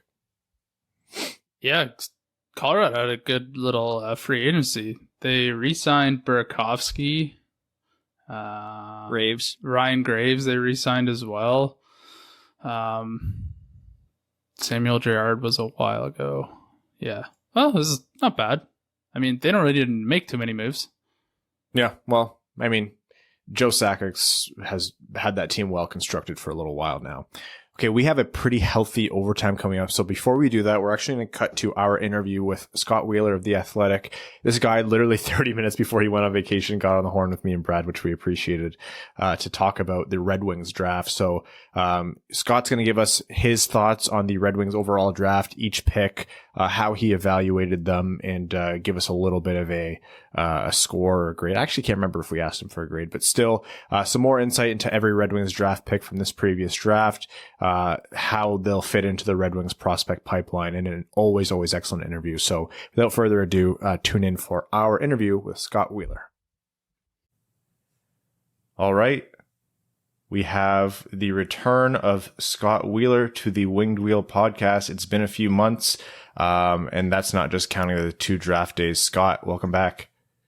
Thanks for having me back. Scott Wheeler, you're getting pretty close to being the resident or visiting draft expert for the Winged Wheel podcast, but it's a blast talking to you. Scott does excellent work on The Athletic, did amazing work leading up to the draft and covering it, and we'll get to that later. But for now, we are here to inundate you with all questions draft. So as we understand it, this is just about your last obligation before taking some vacation. Yep, this is it. I'm tying up my top 50 drafted prospects ranking and top 10 drafted goalie prospects ranking, which I release every summer, but I'm deciding to do an update on this year for a rare change, just because, well, now that we've got all of these drafted kids to reconsider. So released it in July, but there's a big update coming to it next week. And once I tied up the loose ends on that, I'm going to enjoy the free agency broadcasts today and kind of call it a week. I've got all of next week booked off for vacation. Well, Brad and I can never complain about being tired again. And with that, I'll throw to Brad. All right. So to just, we'll throw up the softball to start. I don't know if I want to say it was to anybody's surprise, but obviously the Detroit Red Wings took Lucas Raymond 4th overall. Just give us your general thoughts on what should be a hopefully franchise changing pick for the Red Wings. Yeah, I liked it. It was one of those picks where he was among the 2 or 3 players that I would have considered there. I probably would have also considered Cole Perfetti and Marco Rossi, but he was right in that mix. He was 5th on my board. They took him 4th. I've said all along that the kind of 3 to 7, 3 to 8 tier for me was extremely tight, so I wasn't too fussed about what kind of order they went in. And Raymond was firmly in that. He was firmly in that group and that mix for me. So I think it's a great pick. I think he's the kind of player who can do things that virtually no one else in their organization can do. Anthony Mantha has his own skill set, and Dylan Larkin has his own skill set, and Philip Zadina has his own skill set, and none of them really remind you of the kind of play style that Raymond brings. So he's going to offer them something unique. He's going to give them a little bit of a different element in terms of creativity and just his ingenuity when he's on the ice, in terms of his ability to navigate through pressure and navigate through feet and shade away from opponents to hang on to the puck. And all of those things are certainly qualities that they need. They need someone who can have the puck on his stick, who can run the power play, who can create in the offensive zone. And I don't think he's going to be a hugely dynamic transition player. He doesn't have the speed of a Tim Stützle, or even the sort of the ability to play with pace through the middle of the ice like someone like Quinton Byfield. I don't think he has the rush sort of dynamism to his game that a player like Cole Perfetti does, even though I'd say he's a better skater than Cole Perfetti. But his ability within the offensive zone to play in traffic, to play in tight spaces, to hang on to the puck, and then to create both for his line mates. And more recently, it's been nice to see with his own shot as an individual creator a little bit, and to see him sort of let it rip a little bit more. All of that has sort of been a positive development for him, and the rest has always been there. The ability to just make every single play that you'd expect him to make has always been there. So he's going to be a lot of fun to watch. I think there's a little bit more risk in his projection than some of those other kids, just because of the style that he plays and the fact that he may require the right kind of line mates to really hit the top of his ceiling. But I think in the right situation with talented players at the top of the lineup and with a ton of touches on the power play, you're going to be really happy with that pick. So I'm glad you mentioned projection there, and him being riskier and thus harder to project. And that's exactly what I'm going to ask you to do here, because it's always damn near impossible to quantify players before the draft because is this guy a first line player? Is this guy a second line player? Well, who's on the first line of the team that he's getting drafted to, et cetera. Mm-hmm. So now that we know Lucas Raymond is a Red Wing, we know what the Red Wings roster looks like and what their farm system looks like. Where do you see this guy projecting in the lineup, assuming he hits relatively close to his ceiling? Well, I think he'll spend this entire season in the SHL as he should, and then you kind of go from there. If he has the kind of season where he's a sort of 0.7 point per game player, he's a consistent contributor. I'm not expecting him to go out there and have the kind of seasons that we've seen players like Elias Pettersson and William Nylander have after their draft years, where they were just arguably one of the best players in Sweden professionally. I think he will be a tiny little bit slower than that in terms of really grabbing hold of a dominant offensive role in the SHL. He's already playing bigger minutes this year. He's playing on the power play. He's playing higher in the lineup than he was a season ago. So that's all been good to see. Then after that, it's going to be tricky. I think he's not going to be the kind of player that steps right in and is in the Calder Trophy conversation. Like, I don't think he's going to be the kind of kid who in his very first season is putting up 60 points. I think it will be a little bit of a slower burn, and it's going to be incumbent on the Detroit Red Wings, the fan base, the pressure, the media, everyone involved to kind of recognize that, because I think you could see some of the players who are taken around him having a more immediate impact. You could see Marco Rossi in the Western Conference being a sort of first or second line center for that Minnesota Wild team and playing with Kevin Fiala and playing with Kirill Kaprizov. And you could see obviously Quinton Byfield and Tim Stützle and even Cole Perfetti in Winnipeg having a more immediate impact. But I think you've got to play the long game with Lucas. And as far as his absolute ceiling, I think you expect him in time to play on the top line, whether that Dylan Larkin is still your sort of top line driver or not. You could see him playing with Dylan Larkin in 2 or 3 years. You could see him sort of being that go-to guy in more of a way than players like Philip Zadina are capable of being. So that's the exciting factor. That's the sort of that Mitch Marner, that Kyle Connor, that's the kind of player you're hoping he becomes, is that sort of dominant, play-driving, puck-carrying winger who can control play when he's on the ice and have everybody else kind of bend to his will, if you will. So that's what you're hoping for long-term. I think it will probably take him 2 or 3 years in the NHL to kind of really come into his own. But once he hits that ceiling, once he gets a little bit stronger, once he gets comfortable making those plays, and he learns to be as aggressive as a shooter as he always has been, as a passer and as a puck pursuit guy, I think that's when you'll see him really come into his own and potentially become that kind of 70 to 80 point player. Now, Scott, I'm glad you mentioned Marco Rossi, because obviously you are among the first and maybe only among the only group to have him ranked third, I believe, on your list. And so to see him fall to 9th and to see Perfetti fall to 10th and having them go below guys like Alex Holtz at 7, what did you make of that? And what teams do you feel like made away the best, and what teams do you feel maybe took a bigger risk than they should have by passing on them? Well, I think that those were my 2 favorite picks of the first round, and maybe of the draft, just because of their talent and the value that they might be able to give you relative to where they were selected. I think both of those kids in some other recent drafts are locks to go in the top 5, could go sort of 2nd or 3rd overall in a couple of drafts. Cole Perfetti in particular, I actually expected he would go ahead of Marco Rossi. So both of those kids are just, I think they're going to be bona fide stars in the league. Perfetti in a sort of very sort of dynamic offensive sense, and Rossi as just one of the better 2-way players down the middle in the league, and the kind of player who can sort of be a dominant face-off guy and play late zone situations and play on your penalty kill and be kind of that Selke type for you. So those were huge picks. I certainly think, as much as I love Jack Quinn, I think Jack Quinn's a fabulous player. He was sort of 13th, 14th, 15th on my board all year. I felt like that was a reach at 8 to the Buffalo Sabres, despite the fact that I do recognize and I do understand that with Jack Eichel and Dylan Cousins that they like where they're at center ice, and they wanted to find a goal scoring winger to play with one of those kids. So I get that side of it. But even still, Quinn wouldn't have been my pick there. And frankly, I think Cole Perfetti is a better fit to play on the wing and score a ton of goals. So, we'll see.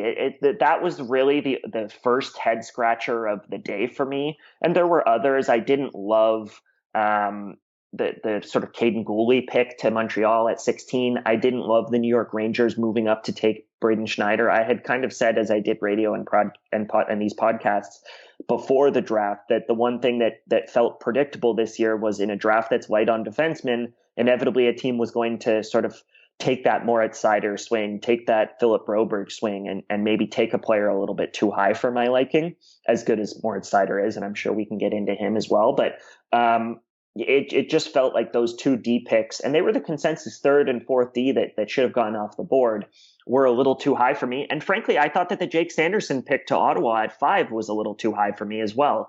Sanderson's going to be a fabulous player. He's an excellent defender. He's a superb skater. He's extremely athletic. All of those things are true of his game. But I think Ottawa was in a position to really swing on talent up front. They've already got Eric Brandstrom and Lassie Thompson and Jacob Bernard-Docker coming to help support Thomas Chabot, who's already a top pairing defenseman. And I think as good as Brady Tkachuk and Drake Batherson and their other young forwards are, they could have added more than Tim Stützle and really made a run of it. And I would have liked to have seen them go after a Rossi or a Perfetti instead of a Sanderson. So there were a few head scratchers in the first round, but ultimately I don't think it had a ton of shockers for me. I mean, Igor Chinakov to Columbus rocked my world.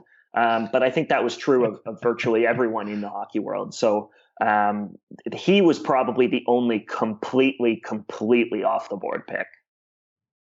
So what you're saying is Shakir Mukhamadullin was a surefire first round pick. Well, Shakir was a bit of a reach. I'm quite frankly, I am much higher on Shakir than most in the public sphere. I think that there's been a ton of hyperbole out there about people who maybe saw him play poorly once or that kind of a thing. He was bad at the World Junior A Challenge when there were a lot of eyeballs on him, and that shaped a lot of opinions on his game, especially in the sort of final where he basically gave up the losing goal, et cetera, et cetera. So it's Shakir's, I wouldn't have taken him 20th overall for sure. He was another one of those defensemen who went too high, but if he had have gone in the second round, I think that was a fine range for him. And he has been excellent in the KHL to start the season and playing in a leading role. And some of that is due to COVID and the fact that those teams have suddenly gotten very young as a lot of their older players have contracted the virus.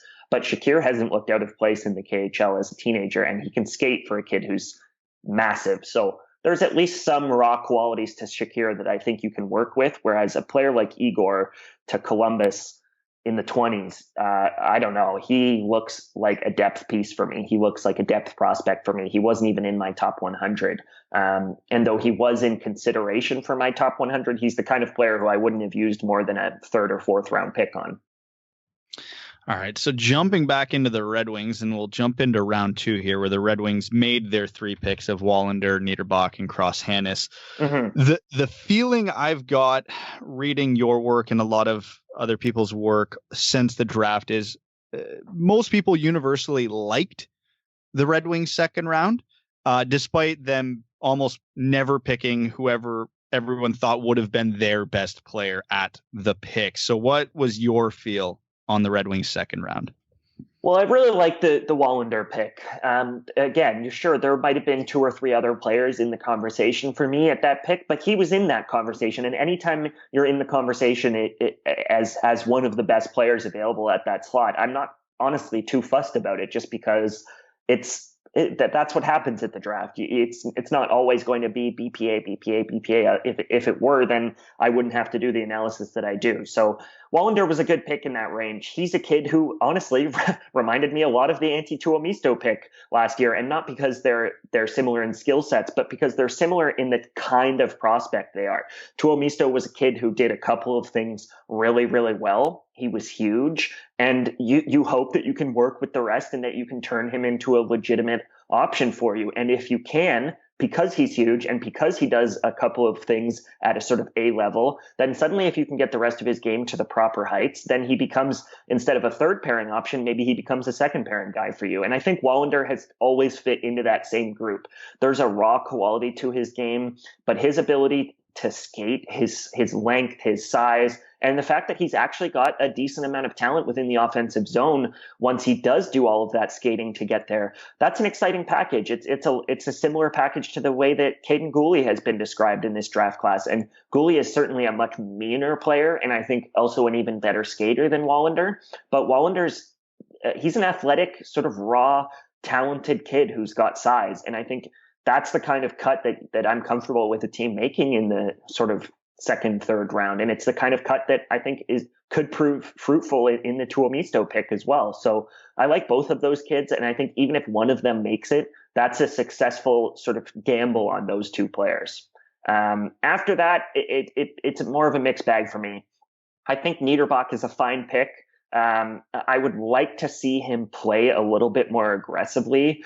There are times where he looks passive out there, especially at the pro level. He looks like he's not comfortable making the kind of plays that he makes in Super Elite, where he's a dominant player. And there have just been a lot of viewings where I've seen him not look like the best player on the ice, even in Super Elite, where you'd expect that to be the case given his skill set. So he's a very talented player. He's a crafty player with the puck on his stick. He can play through the middle of the ice. He can play in traffic. I like his ability to finish off plays and to potentially contribute on a power play and that kind of a thing. But at 5'11", there has been worries for me when I've watched him play of, is he so talented enough that he's going to be able to sort of become a top six or a middle six player, because he's not going to be a fourth line guy. So there's a little bit of a risk in terms of a pick like that, especially with a player who just looks a little hesitant at times, which is a little disappointing.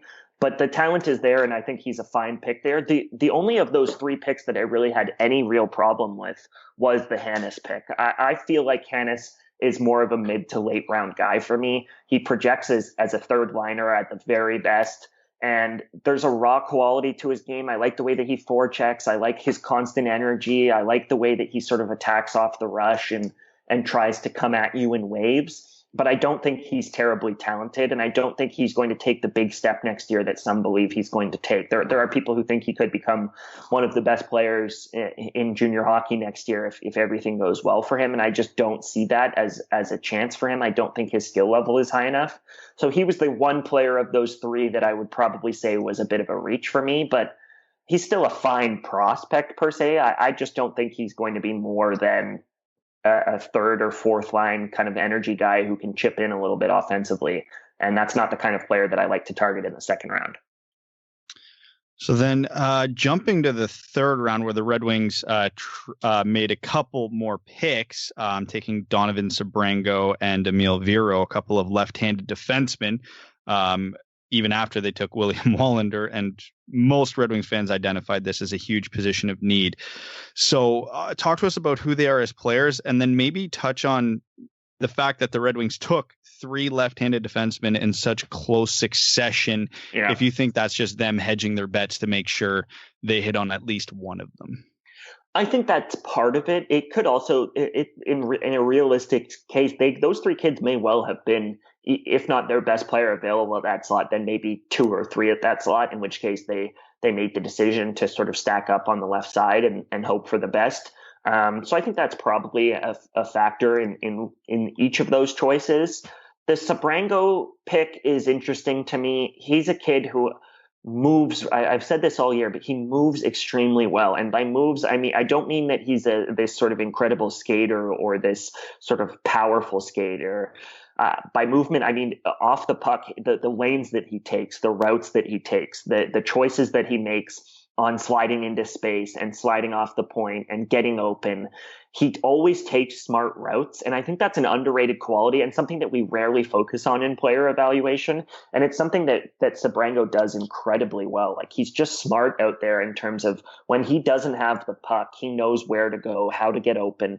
And though I wouldn't say he's terribly talented when he gets the puck back, the fact that he gets it in so many good spots just helps him make plays, even if he's not the most talented kid. So that's the exciting part about Sabrango, I think. He's just a very sort of intelligent player in the way that he navigates offensively. And then defensively, he's an athletic kid. He's strong enough. He makes smart plays in his own zone on outlets, and he can advance the puck up ice, and he'll occasionally sort of step by a player and sort of get the rush started and that kind of a thing. He's not going to be a power play guy. I don't think you're going to see him take some monumental step offensively where he goes from being kind of a half a point per game player to a point per game defender next year in the OHL, assuming the OHL even happens, which isn't a guarantee at this point. And he's just a kind of well-rounded, versatile player. So we'll see. He's the kind of kid where if he makes it, it'll be as a third pairing guy. He's not going to be more than that. But I think you could see him as kind of a modern, no fuss, kind of calculated, modern player. Like that's ultimately what he's going to be if he makes it. And I think that's a fine outcome if he becomes that type of option for you on the third pairing. Vero is a tougher one. Vero was on my board very late, sort of in the 90s, whereas Sebrango was one of the final cuts for my top 100. But I'm not sold that Vero is even a significantly better prospect than Sebrango per se. He's one of those kids who's been a little bit of a head scratcher for me. He turned some people into fans by virtue of just being beyond his age group his entire career. Like he played his entire season last year at the professional level, most of it at least, before kind of finishing in the playoffs at the junior level. He was advanced in terms of his entry into the U20 level there, playing there as a 16 and a 17-year-old. So that part of Vero's game has always intrigued people. He has moved up the ranks, I think, a little too early in some cases. I don't think he's talented enough to have made that leap to Liga last year like he did. But people in his game, people just see a kid who just always makes the right choice. He's one of those defenders that you never really have to worry about. And I think that is ultimately what propelled him up the ranks, maybe over his actual athleticism or his actual skill set, which I think are just kind of okay. But the fact that he's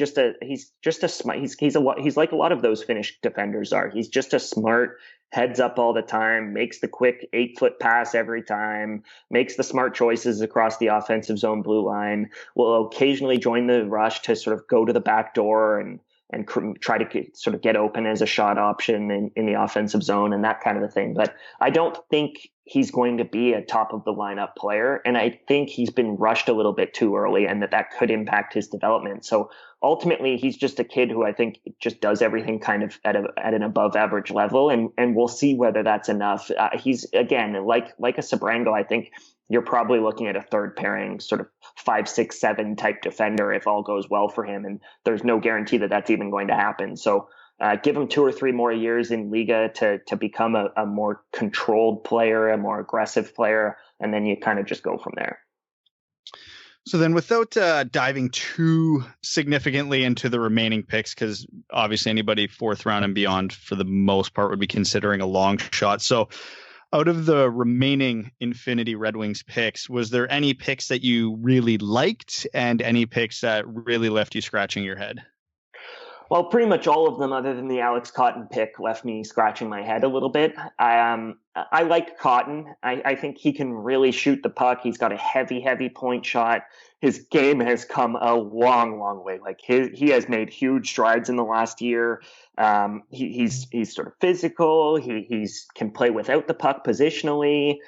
There's a lot to like about Cotton's game. I think he was a nice little pick. I don't remember exactly which pick they used on him, but Cotton's a player who I'm fond of. Outside of that, I mean, I don't have high expectations. All right. So overall, now that we've covered the Red Wings draft class, how would you grade it? I know I'm not sure if you're a fan of that question, but if you had to assign Yzerman and Draper a grade here, what would you give them?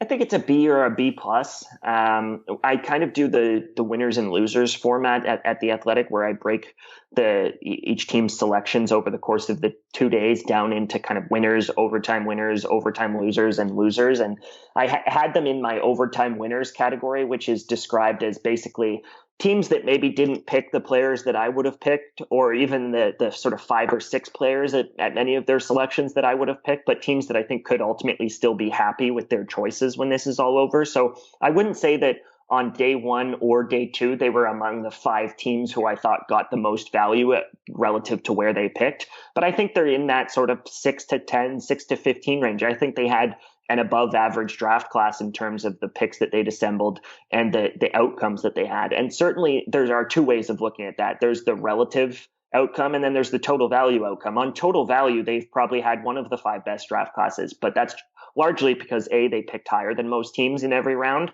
and B, because they had amassed a lot of picks. So I tend to prefer to look at it in relative terms. If a team only had 3 picks, but I felt they hit home runs on each of the 3 of them, I will still call them a winner, even if none of those kids are going to become NHL players, or they're long shots to become NHL players, because I think it's all about value sort of relative to where you were slotted. And I think the Red Wings took a lot of players who were either on my board or in contention for my board, and I like that about what they did. But there were a couple of picks. The Cross-Hannes pick comes to mind, even the Emil Viro and Sebrango picks that were maybe a little bit too high for me. And then the Raymond pick's great. I love the Raymond pick. That's it. I've absolutely no qualms there. So it was a bit of a mixed bag. I like the Wallander pick a lot. I would say on average, I would probably give them a B or a B+. So then I'm going to ask you one very broad question before we finish it off. So now that this draft is in the books, we know the Red Wings are in the middle of a rebuild. Between the last 3 or 4 drafts, the Red Wings have amassed an incredible number of prospects. Yeah. Do you think with what they currently have in the system, they're in a position where we can reasonably expect the rebuild to start turning around? Essentially, do they have enough in the system right now that we can expect them to be a, we'll just say, good team in 3 to 5 years? I think so. Yeah. Yeah, absolutely. I do. I wouldn't say they're the most well-positioned. There are still other teams that have better prospect pools. The New York Rangers have a better prospect pool. The Ottawa Senators have a better prospect pool. The Carolina Hurricanes and Vegas Golden Knights, I think, have done a phenomenal job in recent years. The Philadelphia Flyers are already a contending team and have a ridiculously talented prospect pool. The Colorado Avalanche have a lot of talent coming. So there are teams still that I think have better groups of prospects than the Red Wings. If I were to do my prospect pool rankings, which I do every February, if I were to do them today, they may still not be in kind of the top 5, but they're in the conversation. They're kind of right in that mix. They have one of the better young groups coming in the NHL, and that's a testament to the job they've done both at the draft and in just obviously stockpiling pardon my language, but a shit ton of picks. So they're in a good spot now. Raymond gives them something that they lacked.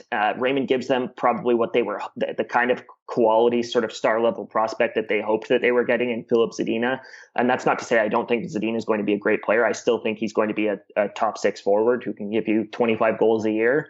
But Raymond is that cut above. He's a cut above a Moritz Seider. He's the clear best prospect in the organization now. And he gives you a potentially game-changing talent if all goes well for him. So, that's the big one for me. It's always the big picks that define an organization. You can get good depth further down in the draft, but I think all this talk of you can find a Braden Point and you can find a Nikita Kucherov kind of gets away from you. That just never happens, and I think it's going to start to happen less and less as teams get better at scouting and as more data becomes available and all of that. So we'll see. I think they're in a good spot. I do think that they have the pieces now where if Seider works out and if Raymond works out and if Zadina can become a contributing top of the lineup player for you, and Joe Velino can become a 3rd-line center for you, and Antti Tuomisto might become a 2nd pairing guy for you. And if those kinds of things start to happen, then suddenly you're in a really, really good spot. So yeah, I think they'll get there in the next 3-4 years. Well, Scott, if you ever doubt that we like you, just remember that we didn't ask you the who's the next Braden Point question. So you're in our good books. Yeah. Folks, this has been Scott Wheeler. Scott, so happy you could join us. Thank you for fitting this in. I know this came at the end of a long, long grind. Enjoy your well-deserved vacation. Guys, if you want to read everything that Scott has put together for this draft and that he's continuing to churn out because we think he's just a cyborg, go to The Athletic. He's worth a subscription alone. Scott, until next time, I'm sure it won't be too long, but enjoy your vacation. Yeah. Cheers, guys. Thanks. Welcome back. That was our interview with Scott Wheeler. Always appreciate him coming on, and he really does great work. So it's great insight to have, and that won't be the end of it. We have other interviews and other guests lined up to continue to discuss the Red Wings' most recent draft class as well as their prospect pipeline. So excited to move on with that draft analysis. All right, overtime. For those of you who are new, Overtime is a segment in which we chat with our amazing supporters and listeners, primarily through Patreon. Overtime or Patreon comments on Overtime always get read out, and we occasionally dabble with Reddit and Twitter as well. But it's our way of saying thank you to patrons who allow us to do all this fun coverage and hopefully good coverage for you guys. So we're going to start with, oh man, this name, you guys are going to love it. Wop This Way by Pussy Smith says, I'm back, and so are the Red Wings. Oh, sorry. By the way, guys, after huge episodes, there tend to be a ton of Patreon comments, which is amazing. We love it. Like, we genuinely do love reading and responding to all of these. But when there are more, we tend to just fly through them a little bit quicker than usual, just for the sake of episode time here. So if we have already covered something, I'll just quickly breeze past it. But any complaints, forward to @BradCrisco in his DMs, please. They go on to say, I'm back and so are the Red Wings. Just kidding. I know this season will be a slightly better version of last year. The signings make me excited, but I definitely wasn't expecting some. Hope all is well and stay safe. P.S. Thanks for the show and making me sound 1,000 times smarter in front of my friends than I really am. Zen Eisenman says, honest to God, I don't think free agency for the Wings could have gone more perfectly. Signing good potential guys to short-term small money deals is exactly what I wanted them to do. The roster is going to look so different, and there's going to be more competition to crack the lineup for the young guys. But it's better competition, and that's a fantastic thing to have. I couldn't be happier with how this week has gone. Very well said. Rob Byram, who's a new patron. Welcome, Rob, to the Dub Dub family. He says, hey all, new patron here. Glad to finally be supporting the show from down in South Carolina. We never met, but it feels like talking about the Wings with friends, which is hard to come by in the South.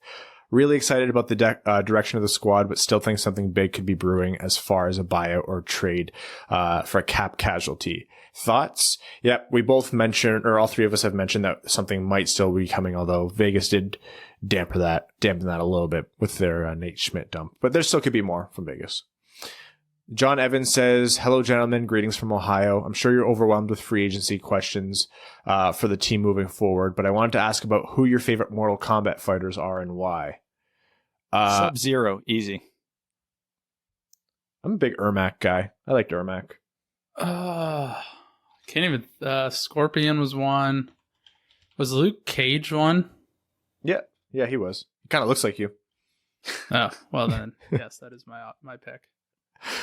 La Plata Pleek says, you guys, even Evan, were awesome last week and provided the best possible. Even me. Even Evan. Surprised you're awake for that one. Even me.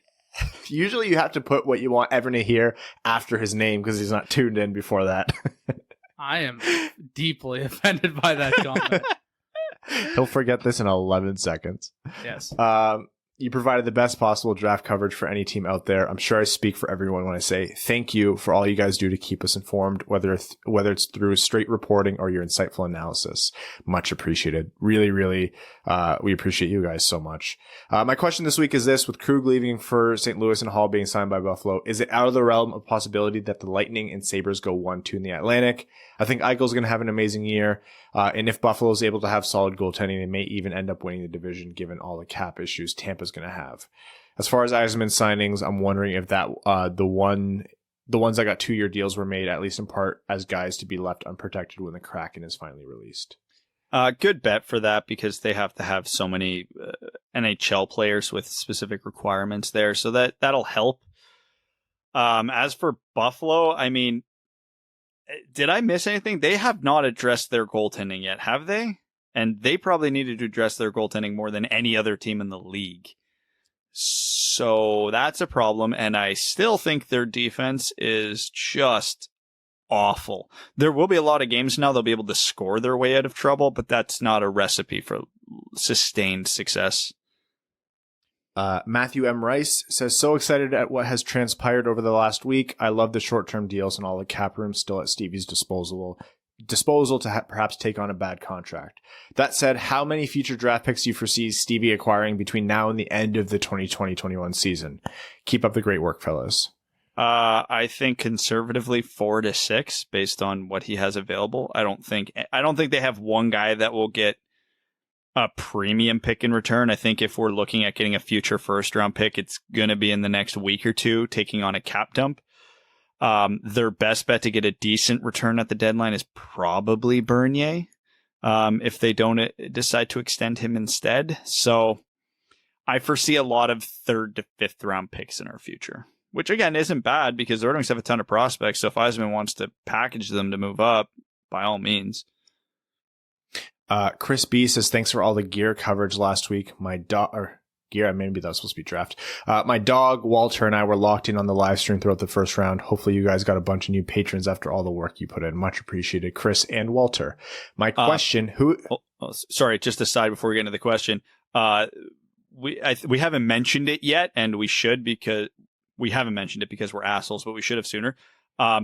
Thank you to all of the new patrons this week. Holy shit, the support has been incredible from you guys. I know I mentioned it, I think, on the live stream, but I feel it's worth repeating again. Like, when we started this, it was out of boredom and just to talk about hockey because too much Leaf talk around here, so we wanted to talk about the Red Wings. Now we're in a position with the way you guys are supporting us and our Patreon's growing and the occasional sponsorship we go. It's not crazy to think we could end up doing this full time in 5 years or so. So again, thank you guys because that was never even a thought in my head that was even in the world of possibility. So, I mean, even whether you're at the $10 tier, the $1 tier, it doesn't matter. You guys are making a world of difference to us right now. And it's staggering and we appreciate the hell out of you. Yeah, the outpouring of support. Like, we'll do this regardless because we love doing it, but the outpouring of support was just like, I think you can kind of see it on our faces as they were coming in. So thank you all. Thank you all new patrons, and old and everyone else. Thank you. Chris's question, who would you rather have? Zegras and Drysdale, Stützle and Sanderson, or Raymond and Seider? Raymond and Seider, and that's pretty. I like Seider about equally. Maybe a little more than Sanderson, just because I'll give him the tiebreaker because he's a right shot, and that comes at a premium. Stützle and Raymond are a wash to me. I like Stützle and Raymond way more than I like Zegras, even though I probably like Drysdale a little more than Seider and Sanderson. But yeah, there's a big enough gap between Raymond and Stützle to put that over the edge for me. Sid Phyllis says, short story. I'm reading through this article on people Stevie signed, and I see Riley Barber. Why is that name familiar? I keep reading, drafted by the Washington Capitals. Wait, wasn't my son's private skating coach, Miss Barber's son, drafted by Washington like 6 years ago? Barber played for the University of Miami. Holy crap, the Wings just signed that kid. What a small world. Do you think he'll actually play with the big club, act like a floater, or just fill in a space in Grand Rapids? He's more or less a minor league deal, yeah? Yeah, he's Grand Rapids filler. Detroit would have to probably be very injured for him to be recalled. Is Stevie going to try to keep our Michigan per 60 the same now that Abby's gone? Michigan hockey's a truly small world. Thanks. All I see is Gaines says, great pod as always, guys. Got to say, I really like the interview with Yoki. More interviews in the future, please. Nice to see Håkan and Håkan. That's how it's pronounced, apparently. Håkan Anderson. Håkan. Anyways, finally be able to do his thing. Guy's a stud. What the FERC is up with Buffalo? How do you draft Robin Quinn when Batman Rossi's still on the board? Anyways, I got the red 14 Fabry jersey, so if his ACL suddenly exploded, it's my fault for jinxing it. Which one's next? White Larkin with the C. I know things are looking up for the Wings, but please stay salty. Yeah, I can't go wrong with a Larkin jersey, and that's probably your best bet long term too. Figure out what number Lucas Raymond's going to wear. Tell us, and then get his jersey. Cody Stark says, thanks for the awesome coverage last week. Definitely exciting times to be a Wings fan. Just read an article about Ozzy by Helene St. James marketing her new book. Osgood was my favorite goalie growing up, and I loved his Cooper helmet and mask. My Hall of Fame argument for Ozzy is that he was a quarter of an inch away from making it, possibly. If Cronwall doesn't hit the crossbar, the Wings end up winning the 09 Cup. Osgood wins a Conn Smythe, his fourth cup, and solidifies his entry into the Hall. A quarter of an inch. Ozzy for the Hall. I'm in a good mood today, so I'm going to let you have that. Tuck Frump says, happy Thanksgiving, only positivity today because my Seahawks won. How excited are you? By the way, Minnesota, way to blow that. How excited are you that Steve Yzerman is not only the GM, but is now making short-term, low-money deals to players who seem to want to be here? How awesome is it going to be in 3 to 4 years when this team is truly a challenger for the Cup? What's your favorite Thanksgiving Day side? Mine is stuffing. Seahawks, happy Thanksgiving, and let's go Red Wings. Oh, stuffing is the correct answer for Thanksgiving side. 1,000%. Objectively, yes. We did scalloped potatoes. Ooh. They were very, very good. We did ham, stuffing, mashed potatoes, corn, and then an apple pie for dessert. And my stomach still hurts, and we ate that 5 hours ago. I'm surprised Evan didn't say pie.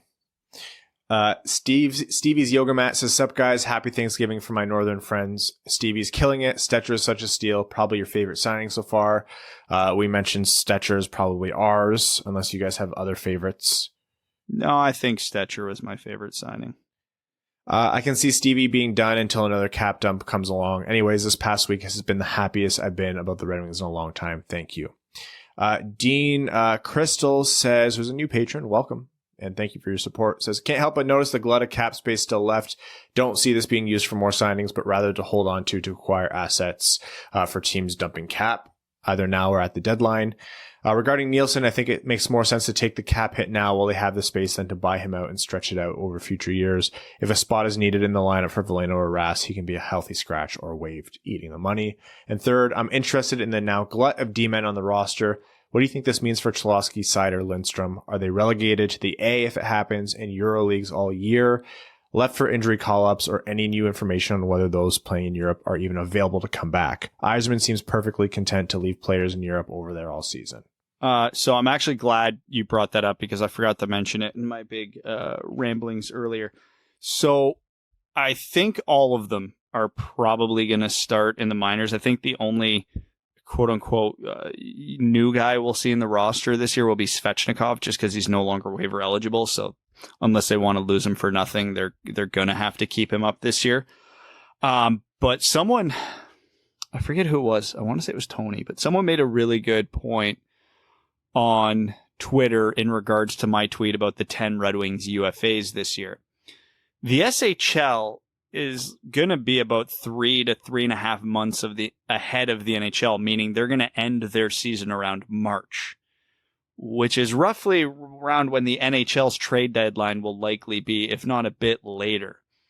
So, yeah, they can keep Seider, Veleno, Rasmussen over there to play the full seasons in their respective EuroLeagues right now. And then when they trade off, a handful of the UFAs, they can bring these guys back and plug them straight into Detroit because that might time up pretty close to each other. So you get Veleno and Seider's and Rasmussen's feet wet at the end of the season, preparing them for next season to play full time. So I think that's actually not going to happen for all of them, but I think that's going to happen for some of them. Jake Jarvis says, as the very lucky and grateful winner of the jersey giveaway back in May, I've been hemming and hawing over which player to get. I've narrowed it down to Zadina, Seider, or Raymond, looking to usher in a new era with a fresh jersey. I'd love to get your thoughts and hopefully convince me to make a decision. Thanks for everything. Well, Lucas Raymond's been my favorite player outside of the NHL for like 2 years, and I haven't exactly been overly shy about it. So he would get my vote because in all likelihood, the day he breaks through with the Red Wings, I will be getting his jersey. I'd say Big Mo Seider. I think he deserves the love. Michael Thompson says, after years of listening to you, I decided that even though COVID has made everything rough financially, I felt I had to find a way to make it work. Oh, Michael, thanks for being a few hours of every week of good hockey content, laughs, and a sense of normalcy. All future shit posting aside, I appreciate you guys. Michael, we appreciate you, man. You've always been a part of the Dub family, but thank you, even for the shit posting. Back to the hockey. Holy shit, what a start to free agency and loads of cap left if we can get another bad contract or two. I think people saying how we're playoff bound might need to chill a bit, but I think needless to say it's going to be a much more watchable year. My only hope is to keep the plus minus 100 or better. What are your expectations / goals for the season? I don't care if they come 31st. I just want them to have fewer losses by 3 goals or more. Win more than 17 games. I'm going to keep the bar low. Make it hurt less. I want to cry less this year. That's the true goal. Not numb in November, like Evan said. Well, when Stevie came, I can almost guarantee that this year. when Stevie came, there was obvious excitement, but I feel this offseason the first time I've had true concrete hope for the future. All that said, I'm ready to be hurt again. Tony Hatcher says, all the buyouts happening have really undercut my hockey credibility with my Pittsburgh-based friend group. They've all been desperate for the Jack Johnson buyout to happen and annoyed at me for constantly saying buyouts are rare because they're expensive and stupid. Not too upset about being wrong for now, as it feels good to have Abdelkader off the roster. Like most everyone else, I've been really happy with Yzerman's move so far, and I'm looking forward to having a watchable team this year. Ryan, I hope the new acquisitions and Lucas Raymond pick have driven Ollie Watkins, Jack Grealish, and Adrian, oh, you piece of shit, from your nightmares. As fun as that was, I still hate Villa. Oh, that was a rough game. When are you guys getting your blue check marks? Happy Thanksgiving. I don't know. There's people on Twitter with less followers than us that have blue check marks. I've never expected it, but now that I've seen that, I'm kind of rattled. It's not a follower thing. It's we need to get it. I don't know. We need to become the official podcast of like freaking LA Fitness or something, like just something random just to get them. But appreciate the support and the kind words. Jake Nagy says it just feels good. It just feels good to feel good about the Wings again, doesn't it? If you could choose only one of our picks from the 2020 draft to reach their ceiling, who would it be? Having reached watched some highlights in Will Scouch's breakdown of Wallander, I really think this guy could be a star if he reaches the ceiling. It would make an incredible partner with Seider if he can play the left side. There is only one right answer to this question, and it's Lucas Raymond. If only one guy from a draft reaches his ceiling, you hope it's your 4th overall pick. And since his ceiling is far higher than anybody else's, it's him. I was assuming it was non-Raymond. Here. Then you have Wallander. Just Your Average Cheech says, hey guys, listening to Wings for Breakfast, they were talking about Niederbach. Hadn't known much more of him prior to you and them talking about him, but they seem super high on him and said possibly even more skilled than Veleno. Is this someone to keep an eye out as a very solid 2C in the future? Definitely higher ceiling than Veleno and definitely more inherent skill than Veleno. Not at all a guarantee, but if he pans out completely, I think his ceiling's higher than Veleno's, yeah. More puck skills than Veleno, higher offensive IQ than Veleno. Yeah. Veleno's a far better 200-foot player, a far better skater, and I would argue better shot. So it's hard to define what has a higher ceiling because they both have 2C potential, but they would be very different players in that role. Veleno, more like the poor man's Sean Couturier, Niederbach, more like the poor man's Philip Forsberg, if that makes sense. B-Man, who's a new patron, so welcome to the Winged Wheel Podcast family, says, new member of the family, boys, and I'm excited. Great listen through tough times. You bring something different. You all bring something different to the show and perform your role to perfection. Even Blashill would be proud. I feel like a rejuvenated Wings fan this week. It's nice to see we have a clear plan and there seems to be light at the end of the tunnel. I like what Stevie has accomplished in free agency. These moves, albeit minor when looked at individually, are going to be quite impactful as a whole. They do a couple of things. One, top to bottom, we're more competitive and functional. Two, it puts Blashill a bit under the microscope. There must be steps forward in the win column and player progression. And three, the prospects can continue to marinate in Europe uninterrupted during what will be an odd season. Only concern I have is what these deals mean for players like Svech, Timashov, and Cholowski, which we did cover in our previous answer. So thank you for the kind words, B-Man. Jeremy Dahl says, great coverage of the draft, you guys. Thanks to all the information and research you've done, I was able to follow along more closely, especially Brad. I was at work trying to follow and was sad when Tim Stutz was picked, and then equally excited when Yzerman did the right thing and took Raymond.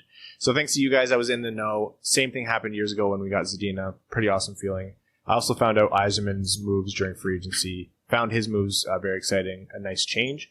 Quick questions. Any more bad contracts for him to take assets? Yeah, plenty around. Loads. It's just, is he going to get the right price? Because I think a lot of the other teams are still being conservative yet because they have time.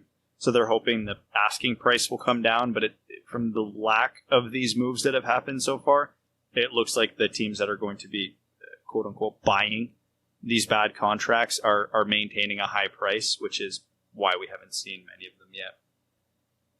And then, is there any chance now with his calculated additions we're not a dumpster fire? again, we expect this team to be more competitive and to still lose a lot, but not in such tragic ways. If every, like, it's early to say because we still got to see how other teams shake out. If everything goes exactly right for the Red Wings this year, I could see them jump up to 5th or 6th in the Atlantic. I wouldn't bet on that. Like, that's not a bet I'm putting money on the table, but it wouldn't be the most shocking thing to me if that happened. All the Flames, Oilers, and Canucks fans can stick it. Listening to you guys does make the shame all less painful, so thank you for the support group, boys. Let's go, Winged Wheel Podcast. Much appreciated, Jeremy. Wingnut says, obviously everyone's happy with the signings over the last few days, but how would your opinions change if we don't weaponize the cap at all? As of right now, we're just as much of a budget team as pretty much all the other teams. Would that change your opinion? Is it January 1st yet? I would still consider it a hugely successful offseason. They've already weaponized it because let's not forget a second-round pick for Mark Stahl isn't nothing. That's a good asset to acquire. I'd be disappointed if we didn't get one more. I'm not sure if the market will dictate that it becomes a first-round pick because teams obviously hold those in very high regard. But yeah, I'd be disappointed if we didn't get at least one more good return on one of them. CNOD says, overall pretty happy with how free agency is going. Didn't post last week because I figured you'd have your hands full. Anyways, I thought grading drafts the day after was a little early. So grade drafts 2014 to 2018. We have a better look at all those picks. Can we save that for a future episode? It's a great question, but I just think it deserves a more exclusive episode. It deserves more time than we have right now. So we'll put a pin in that. Don't be afraid to poke us because that's what you hear. I'll type it out right now. Grade previous drafts. That's at the top of my draft note or my episode notes. Matt Whip says, "Hey guys, do you buy the rumor on Twitter that claimed the Wings financials were in the dumps?" No. No. That came from nobody with no source. That is nothing. That is garbage. I didn't see it. I wouldn't be. I saw it. It was just from a dude. Like it was just from a guy. Okay, but I wouldn't be surprised. I think everyone's financials might be in the dumps. Okay, so if the Red Wings financials were in the dumps, we wouldn't have done the Mark Stahl deal. The fact they have already taken on an awful contract and then signed for as cheap as they signed 4 free agents. They are not in the dumps. And again, look at the industries most of the owners in the league are involved in. Yeah, it makes a lot of sense. A lot of teams are in the dumps because they're in industries that got hammered by the pandemic. The Ilitch's main source of money is Little Caesars Pizza. Delivery, takeout, stuff that wasn't really all that hurt during the pandemic. In fact, in some areas got a boost. So I'm not saying they're doing well because I'm sure their casino business is taking a hard hit right now, but I can't see them being one of the owners that got really, really hammered by this. I'll put this out there and say I think there's a chance the financials are in a rough state, but not to the point where it's affecting their hockey ops. It's just making it so maybe they don't spend right to the cap, or maybe they're not going after the mega free agents this year. I think there's an opportunity for a gray area here, and I also know that I don't know about their internal finances, so until something more solid comes out, I wouldn't be too concerned about it one way or the other. Chances of Burton Mantha being traded, I would doubt it unless they're signed. I see those guys as trade candidates later on. And finally, Soderblom's ceiling. Oh, man. Ceiling as tall as he is. Yes, Soderblom's ceiling, I mean, with how skilled he is and how big he is, his ceiling's pretty high. Probably a second-line player. But he's also one of the bigger reaches to ultimately hit his ceiling. Okay, next question is from Michael Barry. He says, do you think Yzerman's done for the offseason, and do you think the Wings took on more cap dumps? No, we don't think he's necessarily done, although if he is, it would be an okay spot to stop. And yes, we hope he does take on a cap dump. Evan Beckner says, it seems like teams in cap hell are holding out hope that someone will come in and help without having to give up assets. Thanks for nothing, Florida. This comment was made under the assumption Schmidt was traded. Should Yzerman stand strong with his rumored high asking prices? Yes. Yeah. Don't help teams for cheap. Ethan Boulderson says, playing time for the young guys is important, but do you think it'll be harder for them to transition back to North American ice after playing on a large surface? I feel like pace of play is a huge factor in the NHL already, and this may not help them. Yeah, they've grown up playing on these surfaces. I'm not too concerned about them jumping back and forth. It's kind of like riding a bike. Most of them have already played on North American ice at some point. Cider has, Veleno has. I'm not major concerned. Third man in says, hey boys, what do the Merrill and Namestnikov signings mean for Cholowski and Rasmussen respectively? Cholowski in particular on notice since he's neither currently on loan or under contract. He'll have to earn a spot. And if not, Grand Rapids. Mike Franklin says, with the signings we've made, who's a new patron, I believe. And if I miss any of you, I'm sorry. Welcome to the family, Mike Franklin. Says, with the signings we've made in our lineup filled out, do you see Yzerman making more trades for overpaid players? Preferably, yes. Got a lot of cap space yet, but I'm curious if Illich will want to spend the money for draft assets. Yeah, Yzerman's been pretty explicit about wanting to do it. Marc-Andre Fleury or Tyler Johnson seem to be two prime targets for that kind of move. We didn't even talk about Tyler Johnson today. Oh, yeah. Caltroit Red Flame says, what's the read on Gustav Berglund? Only 19, so I don't expect to see him in North America this season, but he's following a similar trajectory to Lindstrom. Decent size, playing pro hockey in the Allsvenskan this season, and he's on Sweden's U19 team. So I imagine he has a good shot at the U20. Thoughts on if and when we could see him in North America? Finally, I'd like you guys to say the following: Dobby O'Brien, Don Fearle, Bark Small, Stanislav, the Bestnikov, Boy Catcher, Promise Ice. Okay. Did I just swear? Probably. I mean, Gustav Berglund, exceeding expectations for a 6th round pick, but exceeding expectations for a 6th round pick could still equal career AHLer. Stay Fresh Cheese Bags of Fournier Company says, hey there, fellas. Ryan, I appreciate the shout out to Fred's, which should finish reconstruction at the beginning of November from the fire this past spring. Thanks to all who donated. While wall spaces are reserved for guests, there's really nothing stopping you from looking up the address on Google and shipping a framed 4x6 photo of your dog only, no humans in the picture, to Fred's restaurant in Manhattan's Upper West Side so they can mount the picture on the wall. Nothing whatsoever stopping anyone.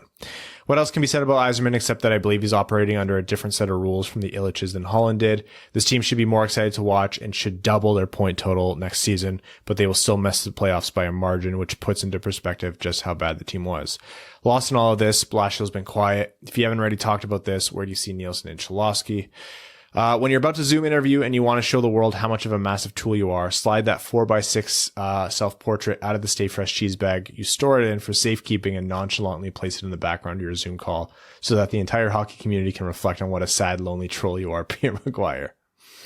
Echo Chamber, I believe this would be Rowan, says, good day, duds. I see a lot of people blindly riding your collective bell ends over your draft coverage, etc., and I'm here to take you down a few pegs. As a reluctant long-term patron and owner of the Talkie Show, I think you all can do better. Your analysis is just a series of ripping off actual hockey professional journalists and scouts' opinions and passing them off as your own. A true echo chamber, if you will. Thank you, Rowan, for that. In future, try to apply some critical thinking and challenge Cop Guy Moore, who essentially uses the methodology, if I can't win my argument by reason, I'll just talk over people. And he's often wrong with the takes. Even thought he was more smarterer than Steve Yzerman by saying we shouldn't buy out Abdelkader. Back in your box, pal. Also need to talk about the Hall to Buffalo contract and have one more question for former defenseman guy. Even after signing, can he move to a contending team at the end of the year / trade deadline? It seems to be a query plaguing Twitter. You can consider that, but he could also be moved to a contending team at the end of the year / trade deadline. Evan, get off Instagram. That wasn't me. That was Brad. Whoa, Brad. Oh, Rowan was talking. Of course I tuned out. Golf guy, mate, try paying attention for more than 6.9 seconds at a time. Your constant space cadet attitudes ruins the flow of the Talkie Show. And look, I know you're not working with much on that front, but I'll give it a go. Jersey time. What numbers will Ryan, Namestnikov, Merrill, Greiss, and Stecher wear? 69, 69, 69, 69, and 69. I have no idea what numbers they'll wear. Do you? No. Huh? Who? Yeah. When you've been knocked down a few pegs and aren't used to constructive feedback, aka abuse, cry your tears into an ultra absorbent Stay Fresh cheese bag, the whiny podcast host choice in a Fournier company. Sam Bankston says, oh, all right, boys, over under time. 25 wins next season. Over under. If they play 82 games, they'll say over.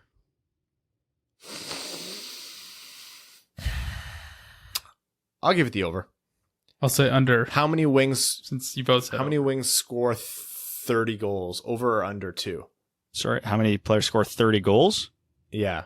Under. We'll say over. How many more kids will Brad have? Over or under 1? Under. Over. Over. I'll take the over. Oh, man. MT Sack says, MT Sack, is this what happiness feels like with the moves Detroit made? Who's the new worst team in the league, and why is it Arizona? Ottawa's still rough. Ottawa's still looking rough, man. Evan's bingo card says, if some of the D prospects pan out, the Wings might have the biggest group on the blue line. Brad. Wow, repeat offender. That was actually an ad that I wasn't expecting. Wow. Might have the biggest group on the blue line in the league. Sider, Wallander, Tuomisto, and maybe Power, Edvinsson with the next year's top pick. Could be a very tough and talented group to play against. Hronek in there, and that has the looks to be a legit top NHL defense. This is a new and weird feeling. I might like it. Paul Hoffman, tough one. Apple or pumpkin pie? Oh, apple. Easy. Pumpkin. I go apple, but that crust can't be too bready. Håkon Anderson Stan Club says, I'll always love this team, but it's nice to say I like them again. Garrett TV says, Hockey Amigos, if you've made it this deep into the Patreon comments, please give yourself a round of applause. Evan must be exhausted. My question, if a playoff projected team were looking to offload a $7 million by 2-year contract, would you rather take A, a 21 first, B, a 2022 first, or C, a 2022 third round? Or sorry, A, a 2021 first, or B, a 22 first and a 22 third? B. Well, yeah, I'll take the extra pick all day. If we're looking at everything in a vacuum, just first to first, I'd rather the 21 just because Detroit's in a position to get better sooner, ideally. Obi-Wan Kenobi says, does Jonathan Berggren see NHL time after his SHL season is completed? Or is he more likely to join the A or neither? He started this year phenomenally. It's great to see a top prospect pop off. I think his process goes through Grand Rapids. Yeah, he missed some development too, time. Because Berggren's on an absolute tear in the SHL right now. So if his whole season goes like this, I think he's got to come over to North America next year. But if he does cool down, I wouldn't even be surprised to see another year in the SHL just because he hasn't really had one yet. So it's still pretty up in the air for him. Stan Olsen says, hey guys, hope all is well. Have you looked at the roster from Michigan's team? They're absolutely stacked. I hope you guys are ready for all the Owen Power to Detroit questions. Hey, I'm all for it. Hey, Kent Johnson's going there too.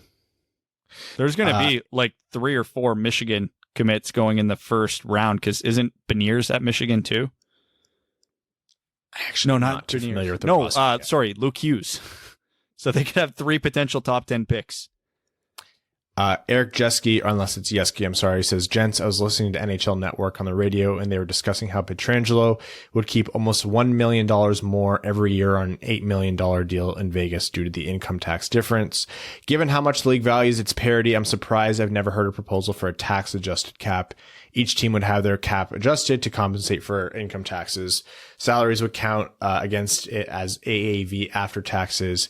Yeah, that's been proposed a lot in the Toronto sphere because I know they are always pretty cheesed because Ontario's taxes are significantly higher. It's a debate that I kind of flip-flop on, but I do think there is a noted advantage for players, and you're going to see that especially now because money is tight for millionaires. Adam Cowsert says, just want to say thanks for the quality content and pushing through the rough times. Congratulations on 4th highest hockey pod in the U.S. Keep doing what you do. Also, Evan, M4A1 or M4A1S? That's a convoluted question, but to keep it short, M4A1S. Evan Pardo says, what end of your stat line constitutes a good season and for Lunda for Raymond?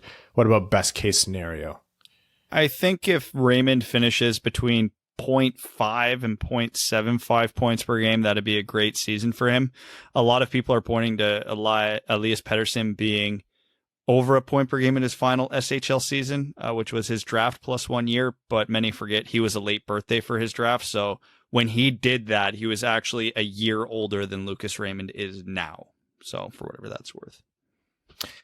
All right. I'm sorry we didn't have any time for Reddit or Twitter questions today, but you guys can feel free to throw those in for next episode and we'll try to get to them. Apologies, but thank you all for tuning in. More content to come on free agency, more to come on the draft. For now, we'd like to thank all of our listeners, our name level Patreon sponsors, Arjun Shankar, Terry, brand new name level sponsor, RA, brand new name level sponsor, Brendan Lee, brand new Zach Spring, Citizen High Five, Cody Stark, Greach, Jeremiah Dobo, Jake Kiefer, Swedish fart porn, Andrew Bohan, Scott Martin, Jacob Turner, Matt McKay, Craig Kibble, Brandon M, Matthew M. Rice, Luke Johnson, Kalen Wood, Hassam Al-Qassem, Charlie Elkins, Hana Lee, another former junior goalie turned golfer, Trevor Pevovar, Evans Bingo Card, Ashley Van Conant, Connor Leighton, Wop This Way by Pussy Smith, Matthew Keeler, Simon Anderson, Stay Fresh Cheese Bags, Antonio Gracias, John Evans, Stay Fresh Cheese Bags of Fournier Company, Quaz, and Stan Olson. Thank you guys, and we will see you Thursday. Thanks for tuning in to the Winged Wheel Podcast. Be sure to check out wingedwheelpodcast.com, where you can subscribe to the show on iTunes, Spotify, or wherever you get your podcasts. You'll also find links to other ways to support the show, such as Patreon, official podcast apparel, and more. And don't forget to follow the show on Twitter at Winged Wheel Pod. And of course, the hosts at Brad Crisco, at Ryan Hanna WWP, and at Hockey Town Evan.